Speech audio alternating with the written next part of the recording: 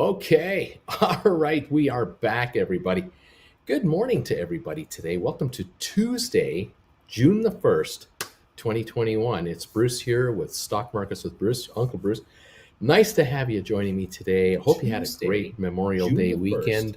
Hope you got some nice weather in and you took care of yourselves, your family, and had some fun.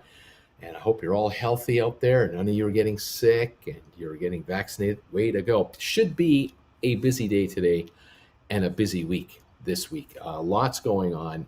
Today alone, we've already got pre-market developments happening here. I have news on AMC. We have movement on GameStop. SoFi Capital is trading today for the first time. Goodbye IPOE. Hello, SoFi.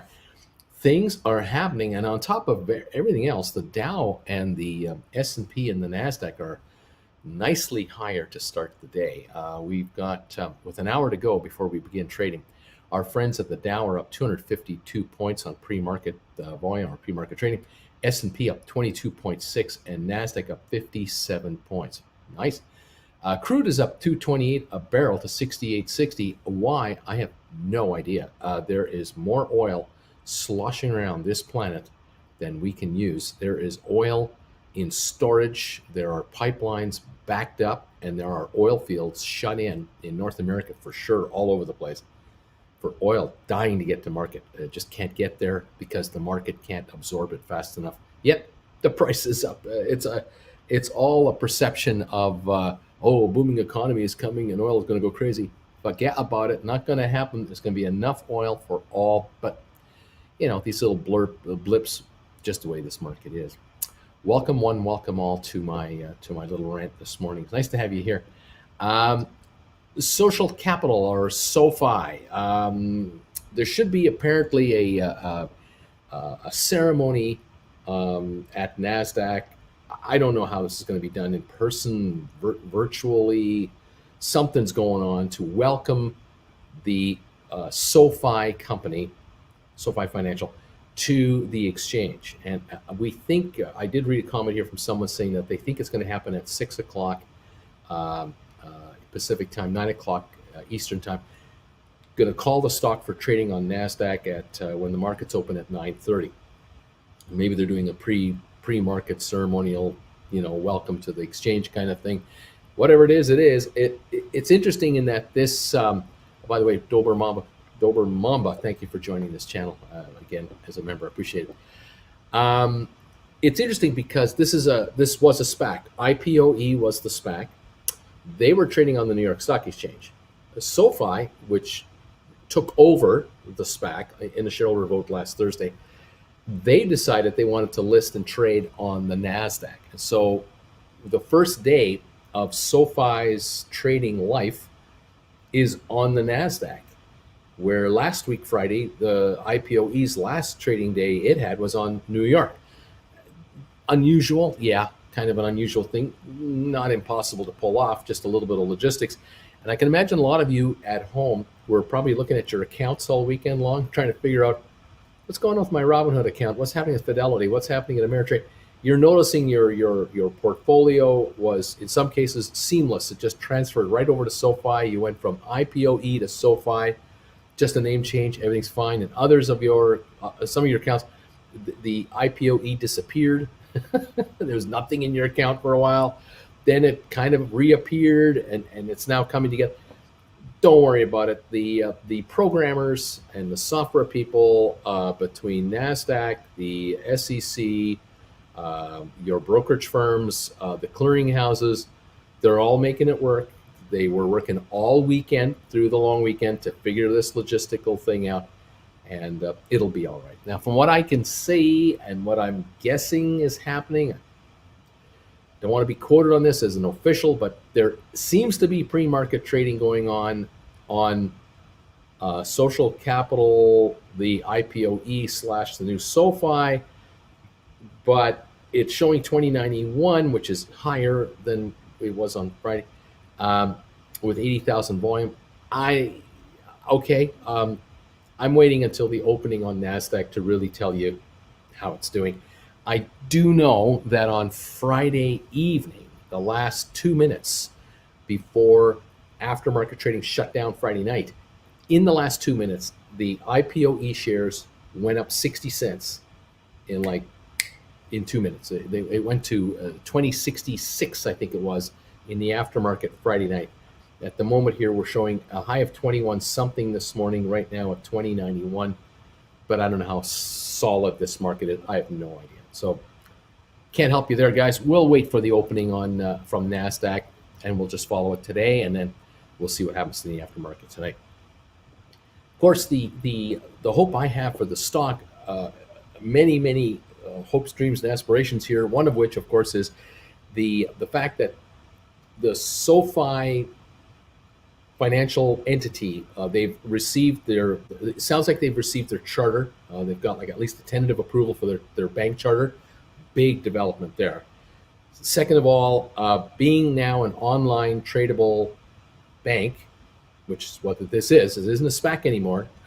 SoFi, starting 8:30 Eastern in an hour, 54 minutes, is no longer a SPAC. It is a bona fide online banking entity, which means to this layman here with 40 years experience, mutual funds, hedge funds, pension funds, insurance company funds, and ETFs all over the world, many of them will now be able to invest, if they want to, into SoFi stock, because they were not allowed to invest in the SPAC IPOE.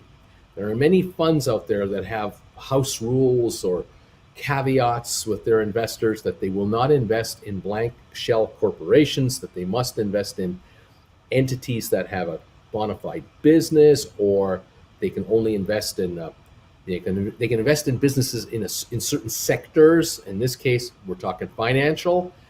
There are certain mutual funds, growth funds, banking funds that need to buy this stock.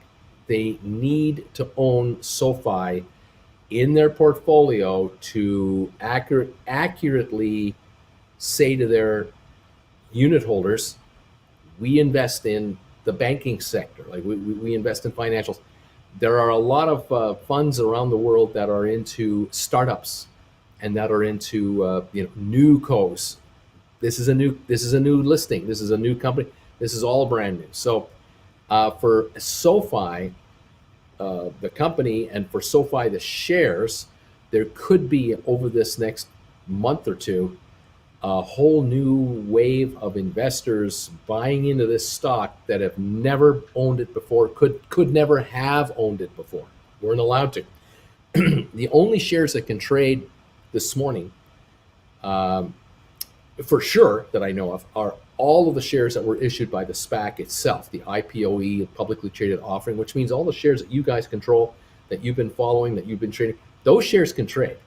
The shares that cannot trade are insider stock from the SoFi group, the group that took over this company. Their 800 million shares, or whatever they have for this $8.5 billion plus deal, most of those shares are restricted from trading for probably 3 months up to a year at minimum. And then depending on how many shares certain individuals have, those can't trade without first filing an intention with the SEC to sell stock. So I don't expect any of the insiders of SoFi to want to sell any of their shares. I don't think they want to sell any of them. My hunch is that these folks are just happy to be publicly traded now. They're thrilled they've gone through this entire SPAC deal. They're thrilled they survived the SEC redo that the SEC put on every SPAC, including the SPACs we follow, where they made them refile all their stuff all over again with all kinds of new changes and caveats and warnings, and I mean, just endless crap of legals. SEC does what they do. These guys did what they had to do. They survived it. They pulled it through. The SEC signed off on it. These guys were able to hold their shareholder meeting. They voted it in. It's all done now. And so SoFi Capital, or SoFi Financial will now start trading in 51 minutes on NASDAQ as SoFi. Yay. For you guys, hang on to your hats. We're going higher now. I don't see a downside here. I just don't. Anyone this morning that is selling this stock because they think it's overpriced are completely misinformed as to what is really happening out there. But what can I say? AMC released 8 million shares private placement hedge fund announced for this morning. AK filing. What does this mean? I'll be right with you on that one. Can't wait to talk about AMC. Anyway, SoFi is your winner today. Winner, winner, chicken dinner. Great week coming up. Great month coming up. Great quarter coming up. Financials were released last week by SoFi, way above expectations from all analysts. This stock is going higher. It's going to make you rich. And if you don't have any options on this stuff, you'll want to make sure to get some stock options, but buy options for at least next January or later, and enjoy the ride. We'll stay right on top of it for you, for sure. AMC. Let's talk about AMC. What a weekend I had. What a weekend my channel had. I guess on Friday night, like I do every weeknight, generally speaking, my editor and I will review the live show that we're doing, and we'll come up with a recap video to sort of, those of you who can't watch the whole 3 hours live. I don't know why. I mean, you guys have lives or something? What's wrong with you guys? For those of you who dare not to watch all 3 hours of my show in the morning, here's a recap for you. And Friday evening, we released a 20-minute recap video where I answer a lot of questions from you about whatever you want to ask me about. And we keyed in, my editor and I, we keyed in on questions regarding options, because a lot of you want to know more about this. The classes are coming, by the way, and so we'll give you those as well. In any event, I talked about GameStop. I talked about AMC. I talked about IPOE. And the video went out Friday night, and by about Tuesday morning, maybe 1,500 people had watched the video or a part of it. Typical. I mean, a couple of thousand of you watched the rerun. Not many of you. I have 100. Well, I once had 106,000 subscribers. I've never had more than 10,000 people watch a rerun. Maybe rarely is it even 5,000. In any event, Saturday morning, well, yeah, 1,500 of you had watched it. When all of a sudden, out of nowhere, my channel lit up. The analytics just went, and I went, what's going on? And I'm noticing this video just started to go, just started to take off. And it was generating, prior to this moment in time, it was generating about, 80 views an hour, 100 views an hour, maybe. So like every minute or so, 1.5 views, all of a sudden, within 15 minutes, the video was running at a rate of 1,600 views an hour, 1,600 views an hour for this recap video that hadn't even had 1,600 views yet. It just took off. And I'm going, well, this could be good or bad. I'm thinking, oh, this is bad. This is probably bad. But then it could be good because, awareness is one thing. Anyway, I'm looking at my analytics and going, where are these views coming from? Reddit. It's all Reddit. They're not coming from recommended videos from YouTube. It's not like YouTube decided to promote my channel to the community at large. Oh gosh, no. No, they wouldn't do that. Although your thumbs ups help a lot if you did give me thumbs up. No, the views came from Reddit. And I'm going, well, there's only one place it can come from if it's coming from Reddit. It's coming from the AMC army, who someone said something to some group of AMCers, linked my video into a comment or 10, and then these people came in to watch my video. Funny thing though, I have a 22-minute video, whatever that thing is. They were watching 3 minutes of it. That's all. They just watched 3 minutes. They were looking for whatever I had to say about AMC. What they missed was I talked about AMC for about 8 or 10 minutes later in the video. They didn't even watch. They didn't go that far. They watched the first 2 or 3 minutes and gave it a thumbs down right away. And then those who were subscribed to this channel immediately unsubscribed, or at least they were encouraged to do so. And I think there was a orchestrated campaign to slam the channel and slam Uncle Bruce and give his video a thumbs down and just tell him how god-awful he is. And thankfully, on Friday, I had disabled all of the commentary sections of my video, so that I could avoid um, all of the hate that was coming out and all of the robot activity. There was all kinds of bot activity showing up on my channel with these pretend channels that are calling. They're guys calling themselves me with my photo, and then they're reaching out to you to contact them to, learn how to trade. I got great news for you. All this crap, and I've been warning you guys about imposters left, right, and center. I finally just discontinued the comments on these videos because it just got out of hand. I have reported 300 channels to YouTube, 300 imposter channels at least since January, and they just don't. It just doesn't stop. It never ends. Well, anyway, a bunch of comments showed up on videos that had not yet been disabled. So these AMC guys went back 2 weeks to videos where you could still make a comment, and they were just vitriol. The hate was unbelievable, because it's my fault. You see, it's my fault that AMC got up to $36 a share on Friday, but then backed off to $25 on Friday afternoon, Friday. It was me that did that. You see, I'm the shill. You see, I'm the guy paid by the hedge funds to kill markets. You see, there could be incredible numbers of YouTubers hired by shills, but apparently they've only hired one guy. They've hired me out of Creston, British Columbia, of all places. I mean, it's incredible. This little tiny town in the mountains in Creston, 3 miles north of the Idaho border.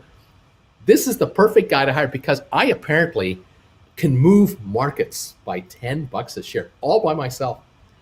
I had no idea it was so powerful. I had no idea that this was even possible. I only wish I knew where the money was. If only the checks would show up, deposits would show up from these entities to pay me off, because no one's sending me the money. I don't get it. The only money I get are from my viewers. I have memberships, people who are members, and I get super chats, and that's all I get. I don't get any money from these companies, and I'm apparently one of the most powerful shills mankind has ever made. I am unbelievable. Okay. I guess all the guests that are on CNBC who talk about AMC theaters, they don't matter. They're not shills. No, it's the YouTube guy is the shill. See, it's the strategy that the hedge funds have figured out. These multi-billion-dollar hedge fund guys, these guys who are managing $10 billion each guy. There's thousands of these hedge funds all around with trillions of dollars of power. They figured out that the secret weapon to stop AMC stock in its tracks is to pay a guy under the table in Creston, British Columbia, to be a shill against AMC. Genius. I tell you, it is genius. I just would love to know where the money is, and I'd like to know how much are you paying me, because I don't even know how much I'm getting paid. And will I ever get paid? I have no idea. This morning, good news, bad news. Good news for AMC, bad news for AMC. The good news is AMC raised something like $230 million or something like that on a private placement or a quick placement of stock to raise some cash. $230 million is what they raised. And they issued 8 million shares, 8.5 million shares at $27 a share. That's the good news. They raised $230 million. The bad news is they're in the hole to their bankers $5.5 billion. So this is 5% of what they need to get rid of their debt. They have 95% left, and this money isn't going to the debt. Apparently this is going to go into strengthening the balance sheet of the company. There was some kind of an announcement made by the president. It didn't sound to me like it was going to the bankers. They can't raise any more money, by the way. This is the bad news. They can't raise any more. They can't issue any more stock to raise any more. They would have raised more if they were allowed to, but they can only sell this 8.5 million. They've tapped out. They're tapped out. They agreed with they made an agreement and made an announcement to their existing shareholders a few months ago that they weren't going to go and do an increase in the available numbers of shares that they could issue from 500 million to 1 billion shares. They rescinded that announcement, and they took that off of the shareholder vote for the annual meeting that they postponed from May sometime down to July. They postponed the annual meeting till July. They rescinded this provision They will not issue any more stock. So they're only allowed to go up to 500 million, and they're at 460 now, with I think 40 million still out there that are management options and employee options and whatever is going on. They can't issue any more paper.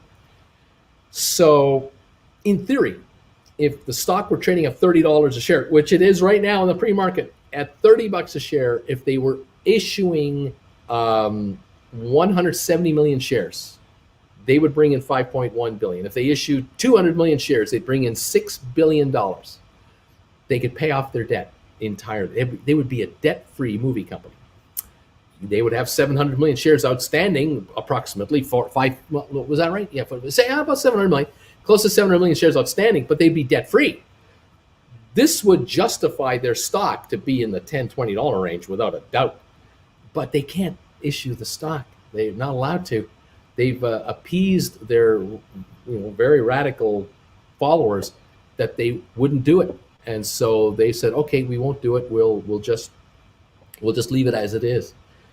They're giving away the opportunity to save themselves. They're just blowing it, completely blowing it. And GameStop, on the other hand, GameStop came up with an announcement saying that we're going to issue up to 3.5 million shares or whatever that number was. They did that 3 months ago. To raise cash up to $1 billion, and they raised 551 million at 154 a share. And GameStop now has $1 billion in cash in their bank account.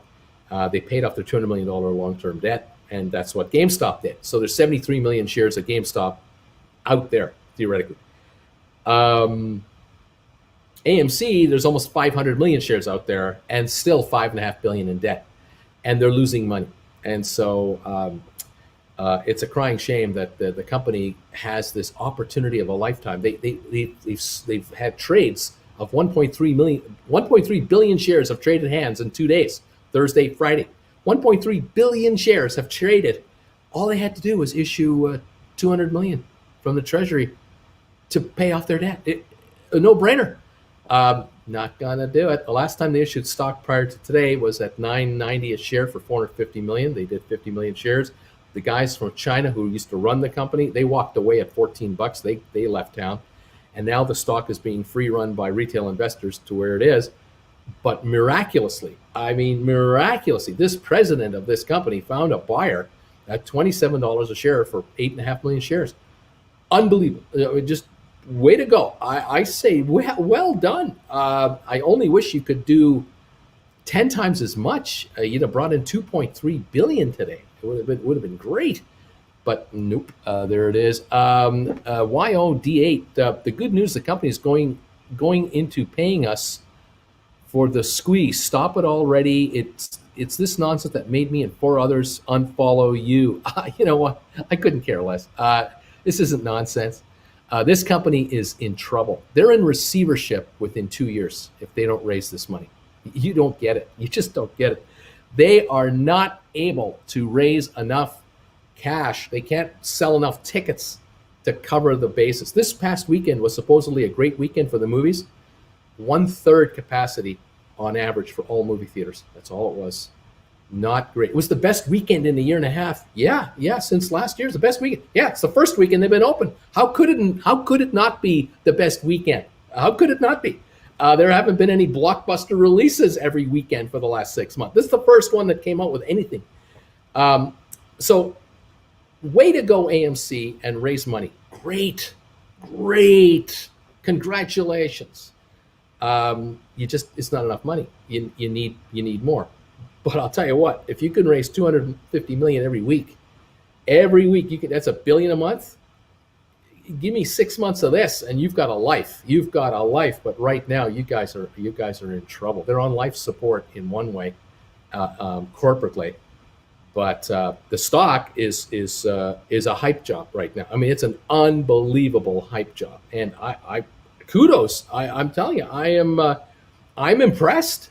I am impressed. I think every analyst in Wall Street is going, wow, look at these GameStop shares trading at $31.13 a share right now.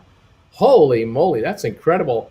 The company is technically insolvent. They're technically bankrupt. If you take all their assets less their debt, they're in the hole. And yet the stock's at $31 a share.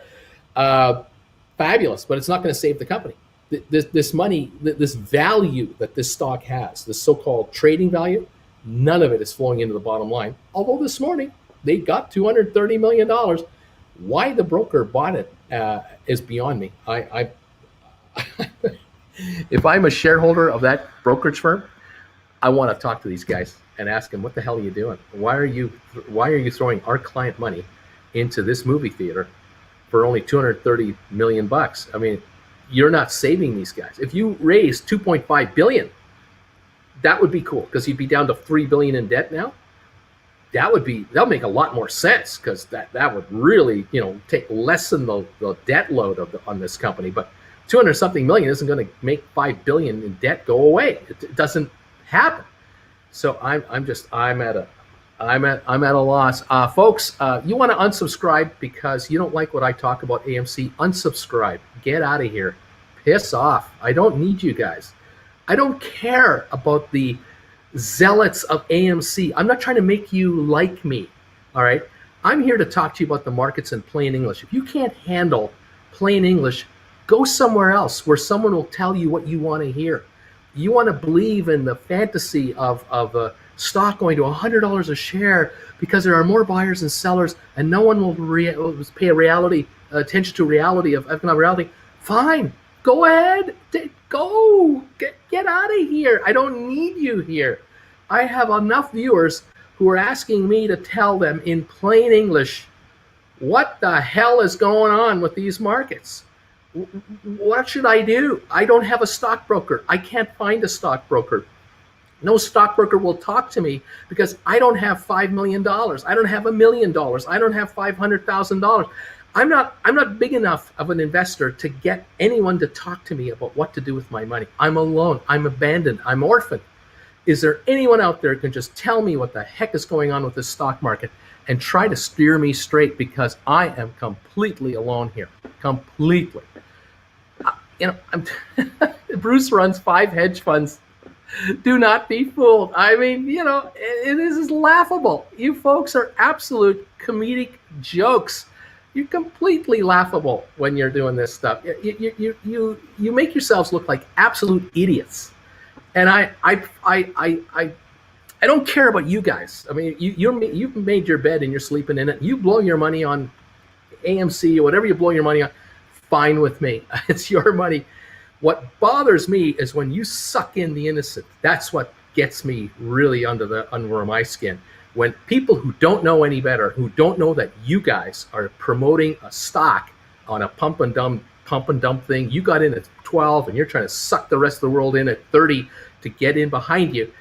That's what bugs me, because there are people out there who deserve to know the truth and what's really going on with AMC. This company is an absolute disaster right now, an absolute basket case, a corporate basket case. Here are the comments I get all the time from all of my viewers who follow this thing. This is the following that is here. But the AMC crowd, I mean, you guys at AMC, if you think that this is going to 400 a share or 100 a share, you are dreaming in Technicolor. I mean, you are out to lunch. You haven't got a clue as to what the hell's going on. Someone talk some sense. You love it to your favorite channel. Look, this is my following here. These morons at AMC. I have no answer for you guys. I can tell you that the company is bleeding so much cash that at present rate, even with today's money, within a year and a half, they'll be in receivership. They'll be a Chapter 11. They'll likely be taken out by somebody else, maybe Regal, or someone will buy them for 2 pennies on the dollar. The first casualty will be the shareholders. The shareholders of AMC will pay the ultimate price, because their stock is going to go to 50 cents a share. It'll be worth negative $10 a share. I mean, whatever, but it'll be down to nothing. I just am so sad, and so disappointed, and so frustrated for the innocents out there who are absolutely getting hosed by these guys. It's incredible. Well said, Bruce. I just grabbed a second time for just a monologue. Can't believe that you talk behind Sue. Don't need to feed these guys. Dober Mamba, Uncle Bruce, thank you so much. Eddie Chen, Doberman, thank you. AB, people thinking they can imitate you with the sheer force of belief, like going to seasoned automotive engineer mechanic and argue about the car you worked on. You can't ID basic parts. Silly. I tell you, AMC people, just piss off. Just piss off. Go to your favorite YouTuber. There are many of us. I mean, many of us. And enjoy your YouTube favorites. There are all kinds of guys out there who love you. They just love you. Here we go. Here's another one. Bruce is 4 foot tall. Don't believe a word he says. Oh, that's so hurtful. Oh, I'm gonna cry. Oh, I'm so sad. But you know what? I want to thank you for subscribing to my channel and becoming a becoming a member. And then insulting me. I'm glad you're paying to do it. I think it's fantastic. Jennifer and I really appreciate the money. We really do. Because we don't get the money from being shills. So we love that you guys give us the money. You folks who hate us, who actually send us money because you hate us, thank you very much. I couldn't thank you more. It's the ultimate compliment that I could have possibly received from anyone out there. Haters actually pay me money to hate me. It's incredible. What can I say? Anyway, we'll get to these other comments. I'm not finished with AMC yet. I have a weekend of rage.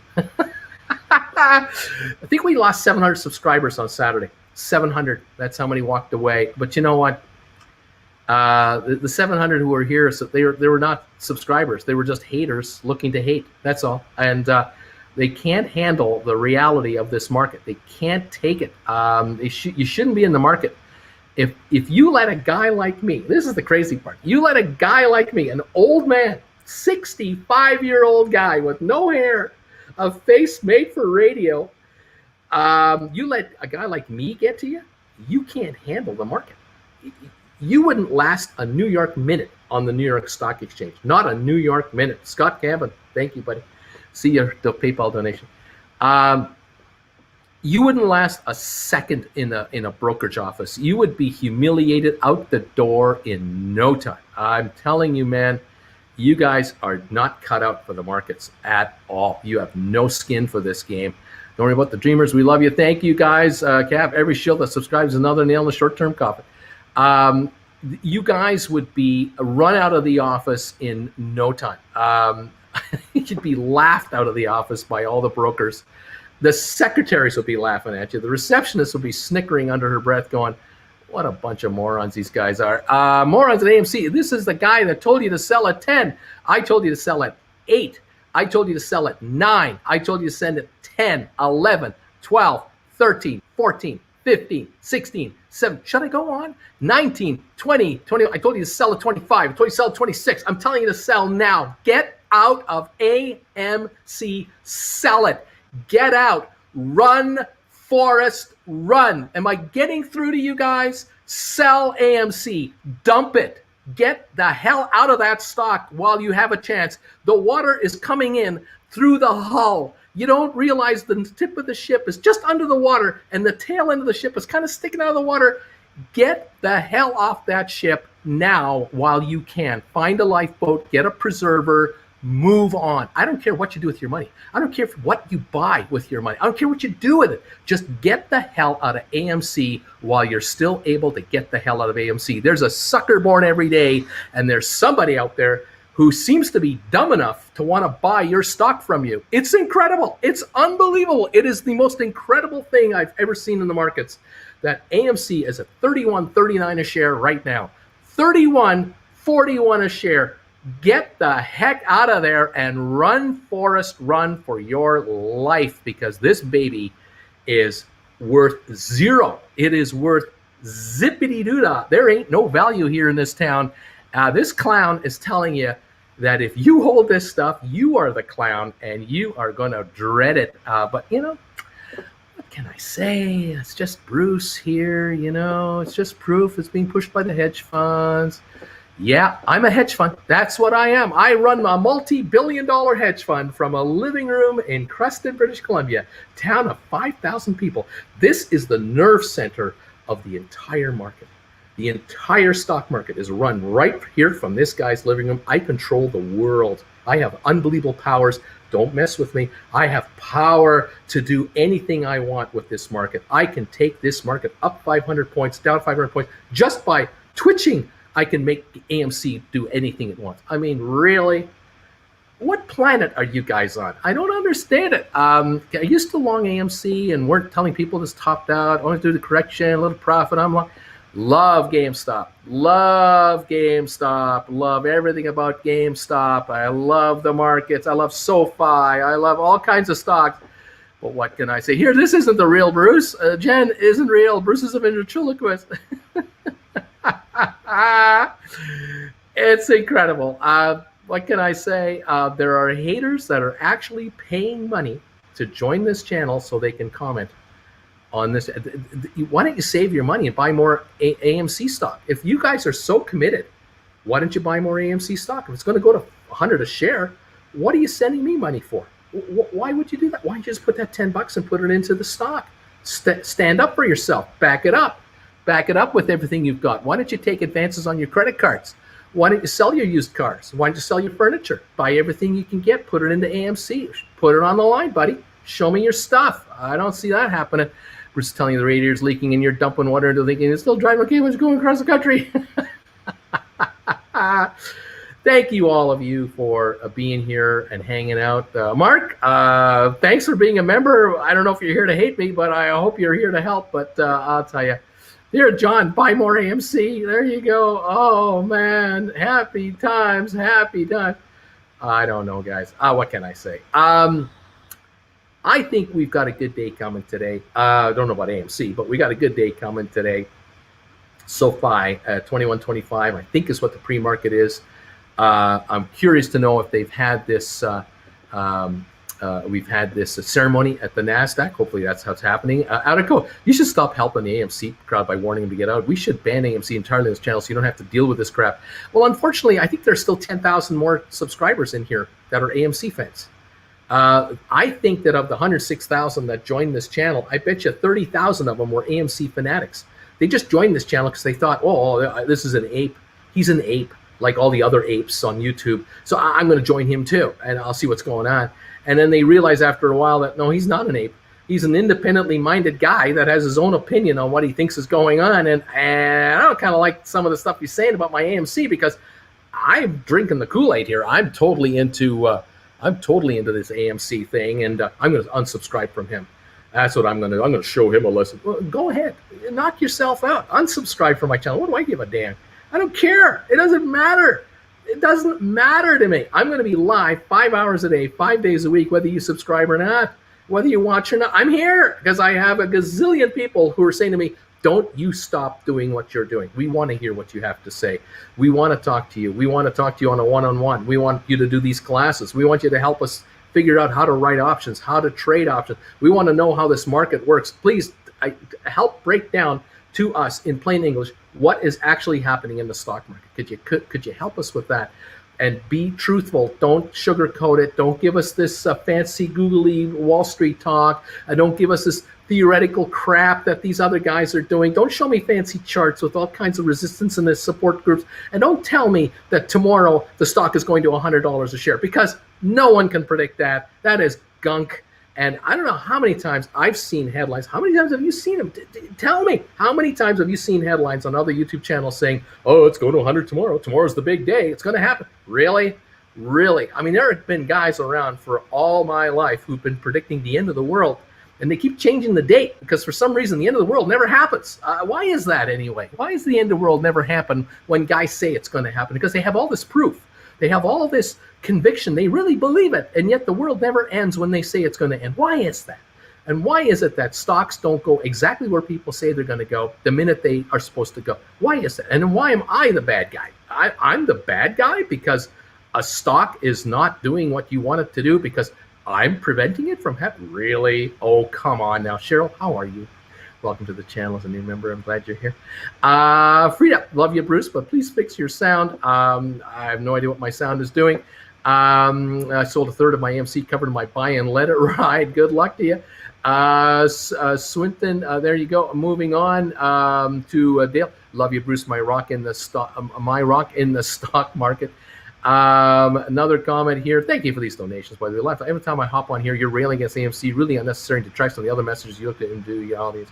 Well, when you're under attack, you gotta sometimes stand up and fight for yourself. And sorry, I had to stand up today with the attacks all weekend long. So many attacks on the integrity of this channel, the integrity of you viewers who are following me. All of you, we're all under attack by a group of zealots out there. What can I say? Deepest value, thank you for being here. Appreciate it. There are times where you just have to tell the truth. And I'm telling you the truth that there are entities out there who are absolutely slamming this channel through all kinds of means, through all kinds of ways. I'm not accusing any one person of any one thing. Never would. Now, don't need to do it. But it's obvious. I mean, Jennifer did a quick little search on Saturday just to kind of, well, let's see where the comments are coming from. Oh, they're all over the place. It was unbelievable. And the comments were just so out of line and out of bounds. It was really disappointing. And but telling. Charles, thank you, Charles, for this PayPal donation. You just showed up. Appreciate that, buddy. Those of you making PayPal donations to me and Jennifer, we love you. We thank you so much for this. It is so you're so kind to us.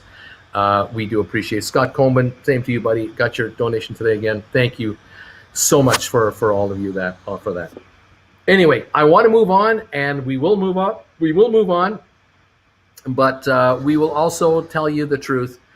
And sometimes it just ain't pretty because there is a bunch of crap going on. And what can I say? It's just the way it is. Here we go. Bruce, tell us to us straight. You like AMC or don't you? Come on, don't hold back, buddy. Let us know what you think. Opinion on sell or hold SoFi. You hold SoFi for the run, baby.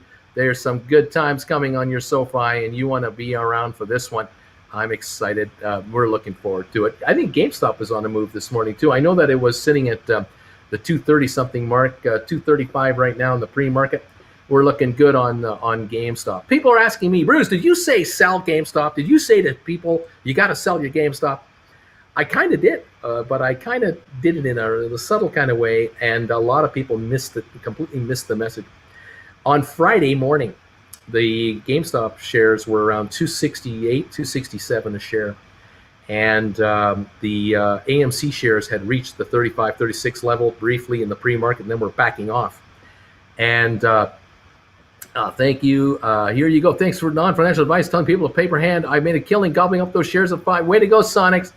You still sitting on them? You're an idiot. Get rid of them. Get rid of them now, buddy. Don't be holding them now. Get out. Get out. Get out. The fire is burning underneath the floor. You don't even know it. Oh, what can I say? Tony, how you doing? Oh, so you're saying I should sell my GameStop and you'll AMC. Got it. Go, Tony. Go. Run, run, run. What can I say? What else we got here? So what kind of puts should I put on AMC, and when they're so expensive? I don't know if you can buy puts on AMC that are worth your while. They're just so crazily priced. If you own GameStop, AMC shares, you own AMC stock, write calls. Oh, God, can you get premiums on your calls? Oh, man, easy money. Oh, my gosh, you're just handing it to you. It's crazy how they attack you for first stating your opinion. Why should it bother them that much? You're right that they're not cut out for trading. That's right. I'm just giving you my opinion, and it's just not working for these guys. They don't want to hear my opinion. They don't like it, and yet they're coming here to complain about my opinion after they ask me my opinion. You see, they want me to give my opinion, but they want me to then tell them how smart they are and how great this thing's going to be and how incredible it is. That's the opinion they want me to give them, but that's not an opinion. That you want me to be your paid shell. You want to pay me to be your shell for your AMC stock. That's what you want. But I'm not doing that. So I'm obviously a shill for somebody else, because you're either a shill for one side or another. It's not like you can't not be a shill. You're a shill. It's just, whose shill are you? Well, apparently I'm the shill of the hedge funds, because all of you who support me are obviously hedge fund operators who are paying me to be here. That's how that has to be it. I mean, I can't figure it any other way. Jack, thank you very much. GameStop. I said on Friday, I mentioned on Friday that the stock was $267 a share, and that GameStop had already gone to 35 and was backing off. And I was looking at the GameStop volume, and noticing it wasn't going to be as good as it was on Thursday. the volume had moved up all last week into that 20 million range, but it didn't look like Friday was going to be as good. I was right. And I speculated that if this GameStop volume doesn't get bigger than it was on Thursday, this stock's going to back off, because the move from that GameStop had from 150 a share, 160 a share a week and a half ago up to 270 a share, that move was not a GameStop move from GameStop News. It's not like Ryan Cohen came out with a press release, or he had a press conference, or 6 announcements came out in a row from GameStop. They said nothing last week. They didn't do anything official, but the stock, went up almost 270 a share. I commented on Friday morning, this is your opportunity to make some money. You can sell some of your GameStop stock right now, and then this afternoon buy it back for less money and pocket the difference. How much money? I figured $20-30 a share. I was wrong. It was $45 a share you could have made. You went from 265 to 220. I totally was underestimating how far it was going to back off. I told people on Friday morning, you should write some calls on GameStop right now. Offer some $300 calls that expire tonight, Friday night. That was Friday night. 6 hours. I want you to write calls for 6 hours at $300 a share with the stock at 265. A few of you did it, and you made some nice money. Free handout, cash. You could have written 280s, probably hauled in $8 a share. You could have written 275s, probably hauled in $15 a share. You could have let them expire worthless that afternoon. But people misinterpret it and think, oh, he's giving up on GameStop. He's telling us to sell. He doesn't believe it anymore. No one's listening. People are hearing a headline and believing a headline. They don't read the fine print, because we have an 8-second attention span in this world in which we live. It's okay. It's all right. If you've got an 8-second attention span, it's an 8-second attention span. You want the details of what's going on, hang around here for a while. I'm on the air for 3 hours, not for 3 minutes. What can I say? The stock went down as low as 220 on Friday, and it's now at 234.83 first thing this morning. I'm thrilled that it's 234. I'm kind of confused why it's up $12 a share, but I'm happy. I'm a happy guy. I am expecting a lot of news on GameStop. As you all know, who follow me, you all know I'm expecting a lot of news on GameStop. The first quarter financials, the new CEO, the upcoming annual meeting. I would like to get an update from Ryan Cohen as to what he thinks is going to happen. What's this NFT stuff all about? Talk to me. Yes, I'm excited.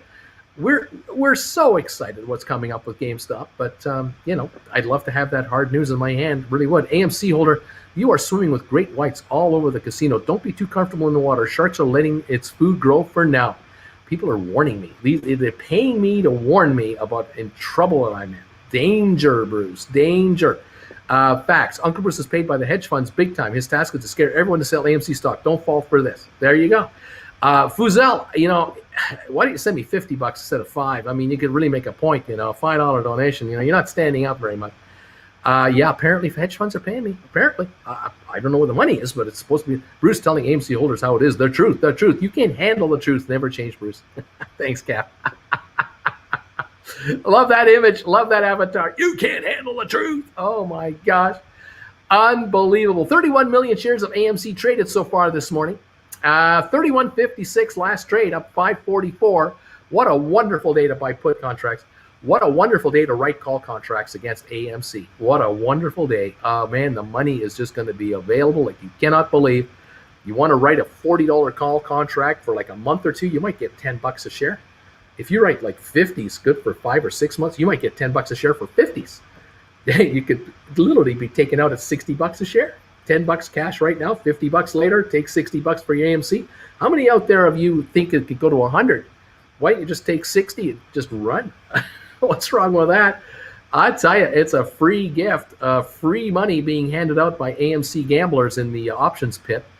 Unbelievable gamblers in the options pit, but whatever you want to do. Skip my last message, but softly today, Bruce, softly. Oh my gosh. What is happening on SoFi? What is that all about? We are excited about SoFi, waiting for the stock to be called on NASDAQ. I don't know what to make of it. I still show a pre-market on IPOE of 21.25 this morning, up $1.10. I don't know whether that is right or not. I'm just waiting. We are 11 minutes from the opening now. waiting for the opening of the markets. They're doing ads on CNBC. Let's see what the markets give us today. Can't wait for SoFi. That is the big news today. But we're watching AMC and we're watching GameStop. And hey, if AMC goes up, it looks like GameStop goes up, because there's players out there who don't watch me. They don't watch me at all. They believe that if AMC goes up in price, they should also buy GameStop as well. One will move the other. I think it's wrong, but it's what it is. It's the reality of the situation, and I'm telling you in plain English, it's been the case all along that when AMC goes up in value, GameStop seems to go up in value too. I would really like to hear GameStop bring out some announcements from, on their own, what their announcements are. But I understand that if they're going to wait until the annual meeting, I get it. Why wait? Why release news now when next week they're having their annual meeting, and then they can bring out a ton of news in like that whole week. Next week could be GameStop week. Maybe they're setting up a big show. That would be great. Bruce just got an expected extra $10,000. Already own all the SPACs and former SPACs. You recommended. Any thoughts on where I should put that? You just got an extra $10,000. I didn't get it. You got it. Congratulations on getting it. Already own the SPACs and former SPACs SoFi. You recommend. Any thoughts on where I should put that? There you go. There's the question. I'll have to think about that. But, you've got all the recommendations that I've also made on my list, not including just the SPACs. Take a look here of all the my favorites. Here you go. You've got IBM, Microsoft, Cisco, Apple, Facebook, Micron, Vanik Semiconductor Fund, those computer chip shortages, that SMH. Those would be some of the stocks I would be taking a look at. If you've already got the SPACs, you can take a look at these other entities that I've recommended and spread yourself around that way. Might be an idea. Congratulations on getting an extra 10 grand out of nowhere. That's beautiful. Deepest value. Jim Cramer, the demon himself, is pumping AMC to hurt retail. Okay, he's pumping AMC. I don't know if that's true. Whatever it is, it is. I just tell you, I'm happy for AMC. They raised this money. I really am. I'm pleasantly surprised. But boy, they should be issuing 100 million shares right now at $32, bringing in $3.2 billion and knocking off that debt down to $2.3 billion. Turn this company around. If you can then issue another 100 million and bring in another 3.2 billion, and now you got another billion in your pocket, you've guaranteed your survival. You've guaranteed it now, but you got to cough up. You got to issue out 200 million shares, and you got to find buyers for it. And can you find buyers to give you $6 billion right now? Can you find it? I don't know. I'm not sure. Solus, thoughts on Disney? Is it a safe, long-term buy and hold? I like having a few stocks I own for a while. Disney is a very safe stock to have for the long term. Yeah. For short term, maybe not doing as well as others could, but long term, are you talking 5 years or longer? Yeah, go ahead, buy Disney. The savior is here. SoFi will ring the opening. Woohoo! That's good news. That's good news. I like that. Looking for the SoFi to come up here. Odiol, sell 10 calls. Sell 10 calls at 55. Pull in 12.10. And if it actually hits 55, I'll make like 56,000 total. So if you have 1,000 shares of AMC and you're writing 10 calls for, what are you getting per call? I don't know which calls these are. I don't know when they expire. I don't know what's going on. You're not giving me the details. I need more. I need more than this. Anyway, if you want to write calls on AMC, knock yourself out. Write like calls 3-4 months out at 55. If you can bring in a good buck, do it. Absolutely. But I'm not sure which call you're talking about here, so I can't comment on this one. Sorry. All right. I wrote 4 calls on AMC $30 strike May 28th. So that was just done. Should I buy them back at a loss today? They're expired, so I'm not sure what's going on here. My cost is $425. I don't know what you're talking about, Jack. I don't get it. 528 AMC $30 strike. Your contract's expired, so I'm not sure what you're talking about here. Very good. We still long on Bumble, right? We still long on Bumble. You really are long on Bumble? Do you really want to be long on Bumble? I don't think that's maybe a good idea to be long on Bumble. I never recommended Bumble. I don't recall recommending that one. Talked about it. I talked about Bumble. I did. They went public a while ago. They're at 47.72 on Friday. Don't know about that Bumble there. Yeah. Wally, AMC needs to follow the GameStop Yellow Brick Road to Uncle Bruce's Emerald City. Jen is waiting with fresh bagels. Hope to see you at the end of the day, at the end of the rainbow. Thanks, Wally. Thank you. I appreciate it. You guys are great. 2:35 on GameStop pre-market here, coming into the last 4 minutes of the pre-market opening. CNBC's back running their commercials. We're waiting for the opening to see what this market is going to do here. Curious to see how everything starts off here. AMC is at 32.58 at the moment.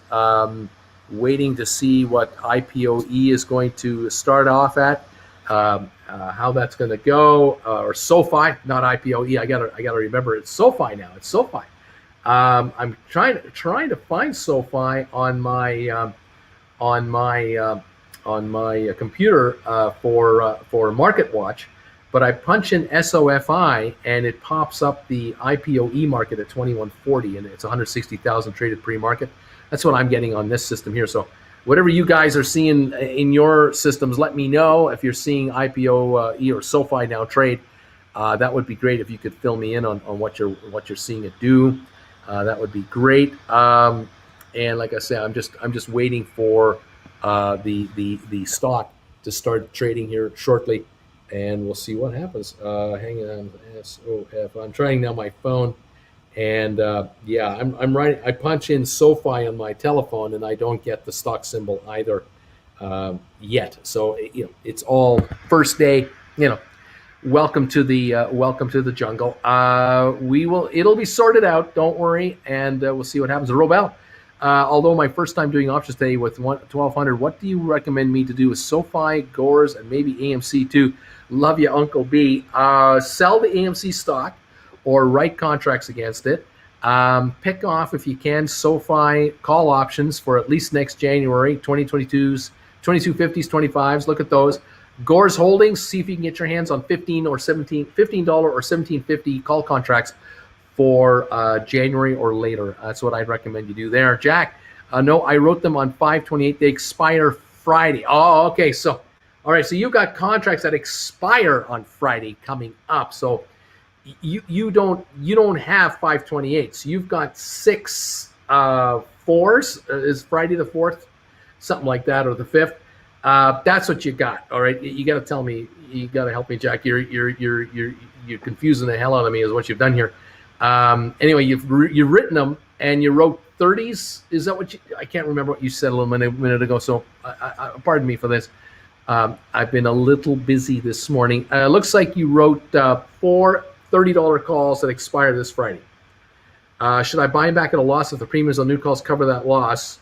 My cost is 400 shares at $25. So you bought the stock at 25. All right. You're writing calls at 30 that expire Friday, right?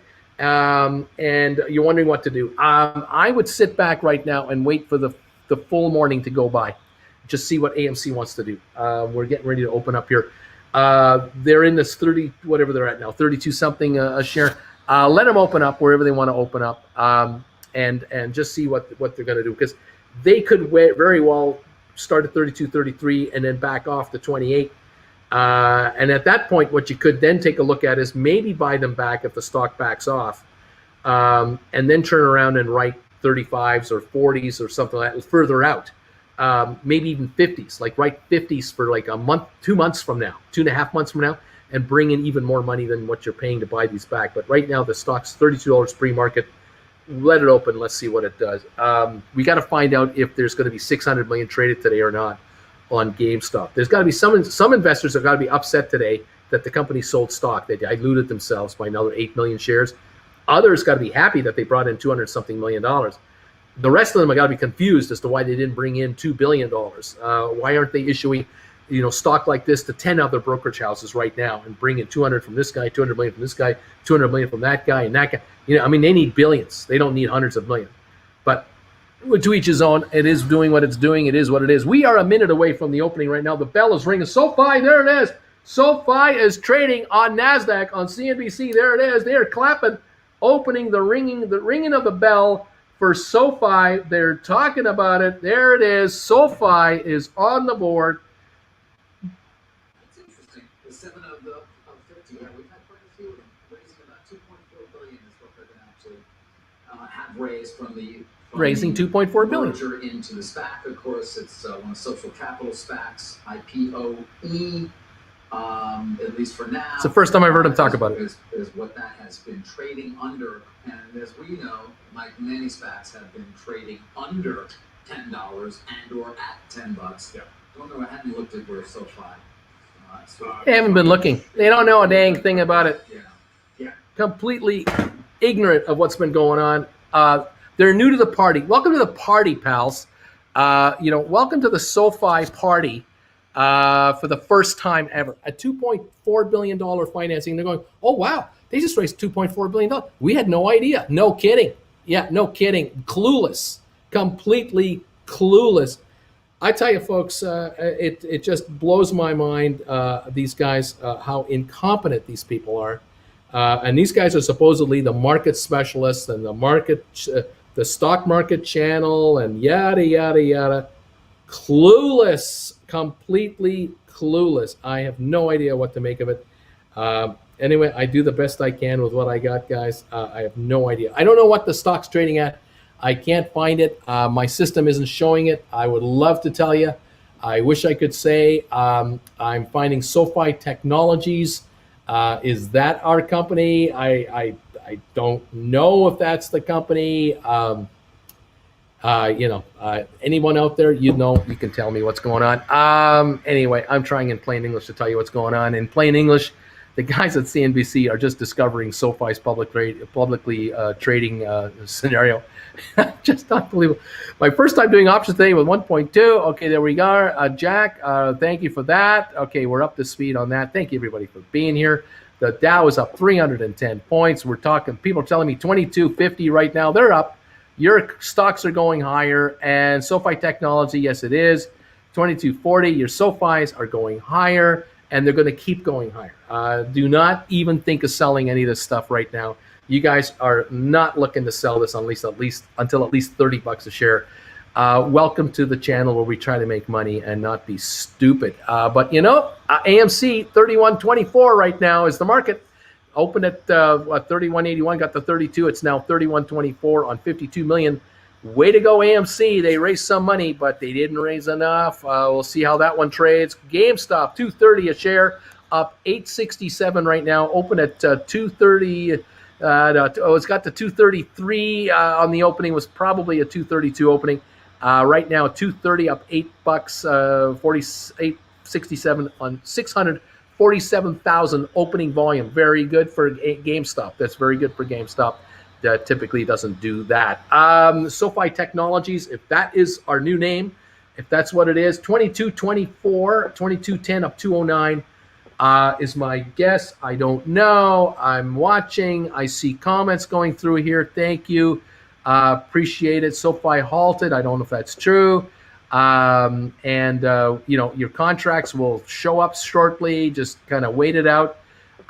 We'll see what's going on. I don't know. SoFi Social Finance is what I believe it's the name, but I'm just first few minutes we'll figure it out. The Dow up 287 points, S&P up 26, NASDAQ up 67 points right now.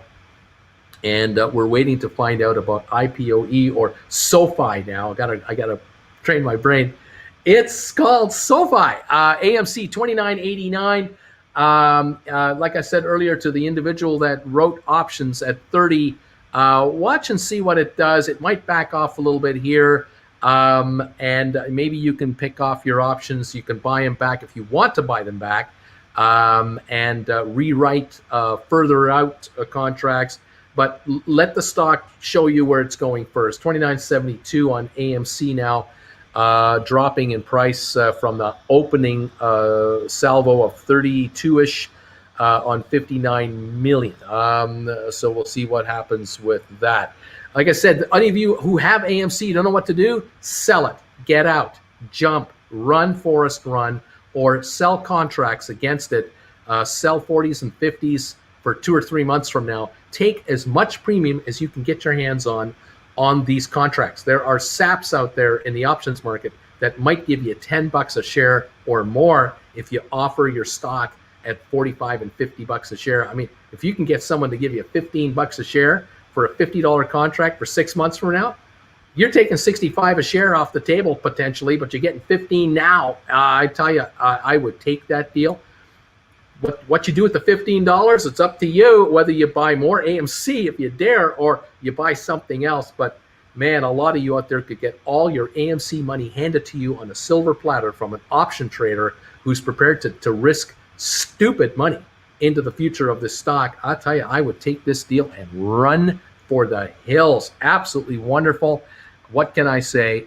It's just easy money. It's just being handed to you once in a lifetime. I cannot believe the volatility of these shares. It's just unbelievable. 30.55 on the stock on AMC. GameStop $2.30 a share right now, up $8. And then IPOE or IPO or SOFI, we're not sure.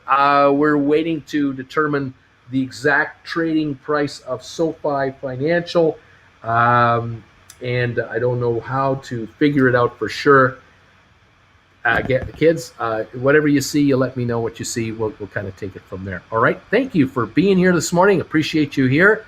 Sorry that we had to have a rant this morning, but it was a war this weekend. There was no doubt about it. There was a war put on this channel by a whole bunch of folks on the Reddit crowd. They jumped on this channel and they absolutely slammed this channel because of AMC. They're venting at me because apparently I am the god of the market, and I can control everything with just a wave of a hand. I can make everything happen. Thank you for the 907 thumbs ups, 913 thumbs ups. Absolutely phenomenal that you are there for me. The thumbs ups army is still here. 228 on the downside. You know what, guys? Thank you for that, because with your down thumbs and the up thumbs, we're approaching almost 1,200 thumbs for this show, which gives us a whole bunch of momentum on YouTube today.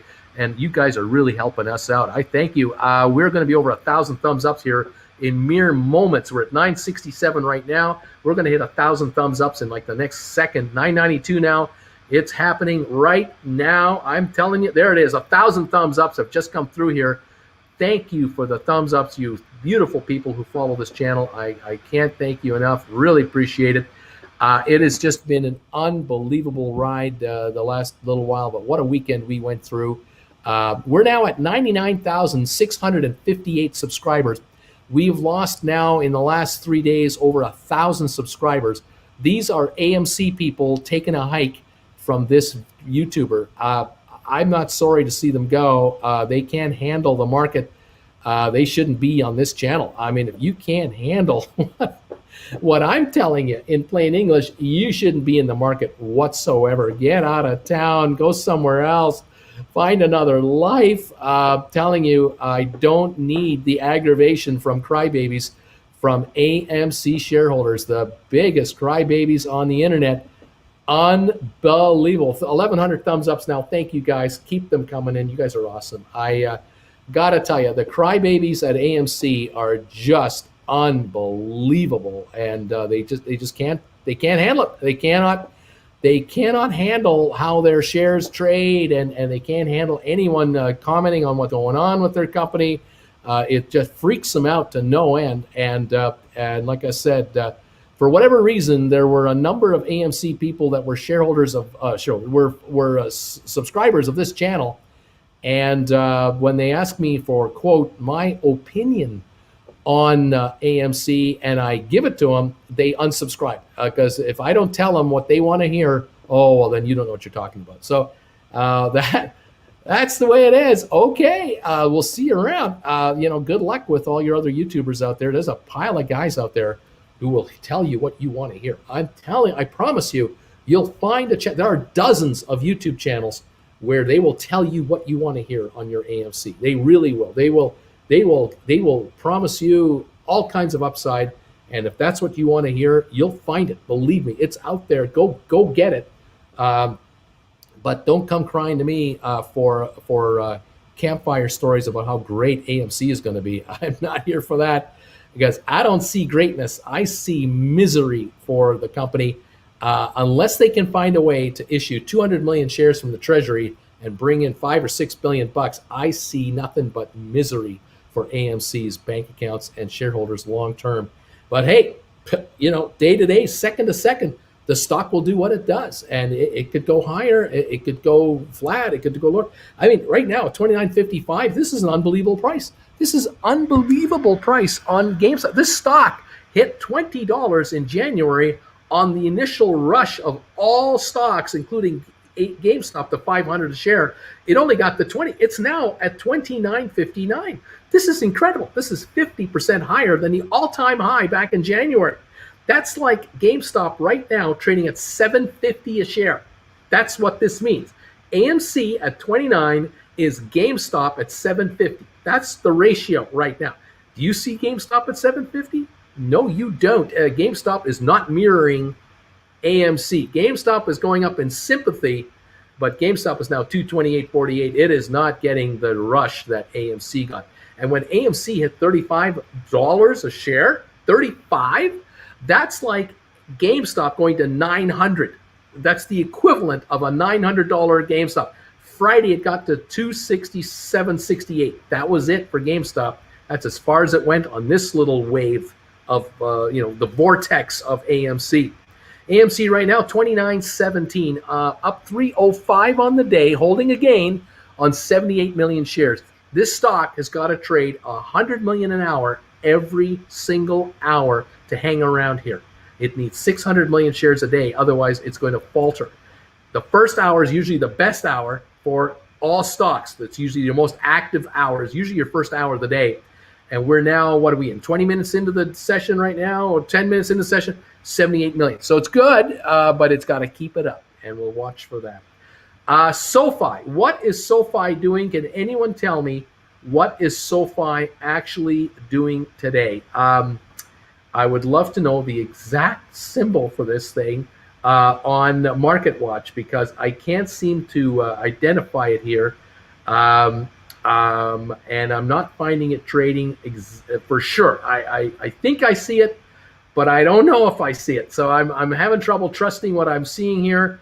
I'm not sure if this is truly so. I see SoFi Technologies, but that's not what I think. That's not what I think this is. But this is just Bruce asking for help. If anyone knows, calm down. Your blood pressure. We don't need you to drop like AMC. We're the Bagel family. We're happy. Thank you very much, Bertie. I appreciate it. It's okay. We're all good. It's all fine. D. Gray, thank you, buddy, for becoming a member. Please be a lover, not a hater. 2106, 2108, they're saying for SoFi. SoFi on MarketWatch, SOFI.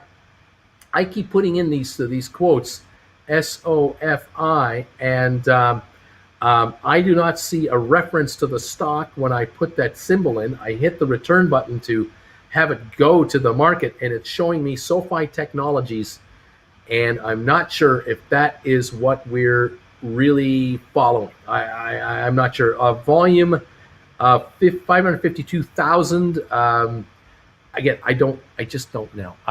We're early, but we're watching. Thank you, everybody. Zach, Uncle Bruce, I expected my IPO shares to turn into SoFi, but right now my Fidelity kind of showing them as whatever that means, not SoFi. Is there any info help? It's coming, Zach. My hunch is that the programmers, the computer programmers, the guys and girls who make sure everything works out, are in the middle of the big transformation right now. So just stand by. As the day wears on, it'll become SoFi, and it'll work for me. It'll work for you. We'll be able to watch it everywhere, and we'll see what's going on. But at the moment, we're not getting much more than that. James, thank you for being here as a new member. Hopefully, you're a lover, not a fighter, because I have no idea. When I get a new member, I don't know if it's an AMC person who wants to slam this channel right now. There are people paying to hate us. It's incredible, absolutely incredible. But anyway, thank you guys. DE says it's SoFi. I think it depends on your platform. SoFi Technologies is how it's listed on TD Ameritrade right now. It's SoFi Technologies. Very good. 21.18 people are saying on the stock, and we're trying to figure it out. I'm going to try my phone again to see if my little old telephone has any hope of getting a quote up. SoFi Technologies warrants. Boy, I don't know. I see SoFi Select, SoFi everything. There's all kinds of SoFi stuff, but I'm not finding SoFi. The SoFi I want. At least I don't think I'm finding it. No idea. No idea. I can't. My phone is not yet showing it. So anyway, guys, I'm doing the best we can. AMC 3018 right now. GameStop 233.24 right on. Okay. What else is going on? Thank you. Here we go. Mako. Thank you. My IPO e-calls did in fact turn into SoFi Technology calls. Right on, buddy. Thank you for these updates.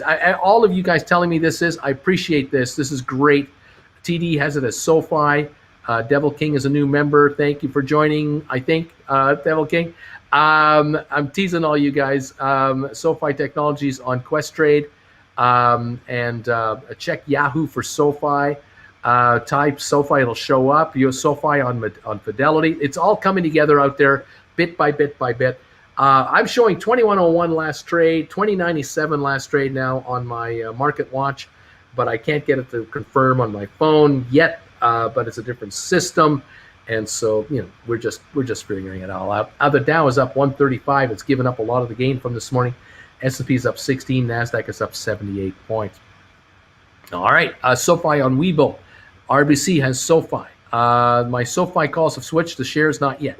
It's SoFi Technologies. And let's see.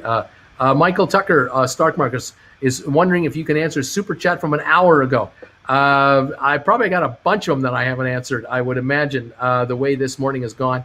It has been a slightly hectic this morning here at the old, hedge fund headquarters of the world, the Shill hedge fund headquarters of the world, right here in Creston, British Columbia, of all places.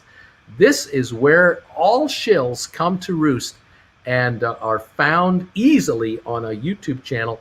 And it's incredible the power that this channel has over all of the world. I'm humbled by being so powerful and all-knowing. Thank you for the 1,200 thumbs ups, you guys. Man, you're crushing these thumbs downs. They're only at 252. They can't get over 300. We got 1,200 on the upside, 252 on the downside, and the ratio is now like 5-1. It's incredible. It used to only be 3-1. Now it's like 5-1. Thank you, thumbs ups. Keep them coming in, crushing those thumbs downs. The crybabies at AMC. Beautiful stuff, guys. I love you. I love you. Thank you very, very much. Also, the subscriber count, 99,659. We need 341 subscribers to get back to 100,000. I don't know if that'll happen anytime soon. If anyone out there likes this channel, maybe consider subscribing today and helping it out, getting us back up there. But you know how it is. It's okay if you don't do it. It's all right. But anyway, thank you guys. Appreciate it. All right.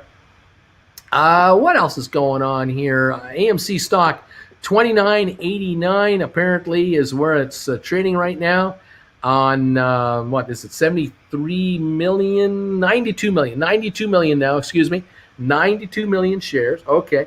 And we've got GameStop at 230 a share, 230.76 on volume of 1.3 million. Good start to the day on GameStop. And then we're looking at SoFi. We think it's at 20.87 right now from what I am seeing so far. All right, we're going to watch for that. And once this all gets figured out, the SoFi shares will become much more known to the investment world, and I think we're going to go higher on the stock, much higher. Gores Holdings 14.15 up a nickel, volume of 53,000. VGAC is 9.98. The shareholder meeting June the 10th. That's in 9 days to merge into 23andMe. So get ready for VGAC. Fifth Wall 10.50 up a dime. Vector Acquisitions is up 8 cents to 10.06. NavSite is up 3 cents to 9.93. Starboard up a penny to 9.92. Fortress up 2 cents to $10. Vanik Vectors The computer semiconductor fund ETF up 312 now, 252. Home Depot down $2 to 316. IBM up 81 cents. The Dow up 146. Microsoft is up 4 cents. Apple is up 11 cents. Tesla's up 578. No change here. Bed Bath & Beyond up 30 cents, 27 cents right now to 28.26. Over at Royal Caribbean up $3 to 96.36. There are puts available there to be made money on. If you can pick off some put contracts on Royal for like 6-8 months, you might make some good money. Norwegian 32.78 up 88 cents. Carnival up 77 cents to 30.34. Norwegian announced over the weekend, a news announcement kind of came out. I don't think they announced anything, but it was announced kind of a news release or a news story talking about Norwegian taking anywhere from 5 to 9 months to get their ships fully running again. They're talking till at least February 2022 before they are up and running with all their ships. That means that Norwegian is guaranteed to lose money for at least the next 6 months and longer before they even turn the corner. And so they're going to keep bleeding cash that they've got with all the money they've raised up. They're going to keep bleeding it out. Same with Carnival and with Royal. These guys are bleeding combined $1 billion a month right now, and will probably do so for another 2 or 3 months, because to get ships up and running again, you got to get staffed up. You've got to get these crews vaccinated, quarantined. You got to feed them while you're quarantining, house them while they're doing this, then get them to the ships. And then, all the prep work for the ships. We're talking the marketing that you have to do to promote the new cruises, new schedules being done, negotiations with cruise ports have to be negotiated, many deposits made, lots of insurance purchased. These cruise lines are dropping hundreds of millions of dollars to their, into their business to try to get their business up and going again. It is really stunning how much money they've got to eat up to kind of get up and going again. So anyway, that is the latest on the cruise lines. The shares are way overpriced. They will not sustain these prices even when they are fully running again in the middle of 2022, because it's at that point in time that a bunch of innovation creation, thank you for being here, by mid-2022, the analysts will start coming out with hard numbers, and they will figure out how many shares are now outstanding on these cruise lines, how diluted they are now, and what their interest costs are now with all the debt they took on, and the occupancy level restrictions that they're probably under for the first year of sailing. And these analysts are going to realize these guys aren't going to make any money until 2023, and these stocks are like way out of whack. Make sure Jen has extra bagels ready in case you get visited again. Kayla, thank you. Phil, SoFi not updating on Fidelity yet. I'm showing 2085 up 70 cents, but for what that's worth, I'm not sure how accurate it is. That's what I've got. Phil, thank you. SoFi not updating. Thank you again. Moving on, more messages. Thank you, everybody, for being here. SoFi is a ticker being shown on CNBC, SOFI. So I'm happy about that. I'm happy to see that. SoFi is now on YouTube Finance at 2027. Right on. Happy about that. Red Hedge is here. New member. Welcome, Red Hedge. And appreciate you joining in today. Guys, what can I say? We got a lot going on here. I mean, just a ton of what's going on here. Tons of activity, tons of movement, lots of developments. We've got GameStop at 230. We have AMC at 3075. Gores Holdings at 1401. And I'm going to see if I can yet again get the SoFi listing to work. I'm showing SoFi Technologies warrants. I'm getting the warrants, but I can't get the stock. That's the weird part. I'm going to try this and see if this works. Yeah, only the warrants are showing that are available at the moment on my phone. So that's where that's at. On my Market Watch website, 2071 is the last trade, up 56 cents on the day so far, is what I seem to be getting on the stock. All right, we'll continue on. GameStop 229.84, AMC 30.74. Welcome one, welcome all. Just bought a put at $85 put on Royal Caribbean for January 2022. Here we go. There you go. Now you're talking. That is what you want to do. Let's see. Here we go. Catching up on my first part of the show. I love Bruce speaking the truth about AMC. It's a distraction to split retail's buying power, break our hearts and wallets. Thanks for looking out for Uncle Bruce. Thanks. Thank you for those comments. Appreciate it. Love you guys. On Financial Book, I said we'll list at 10 a.m. Says J Val. And let's see. I don't know. Have you done a thing on?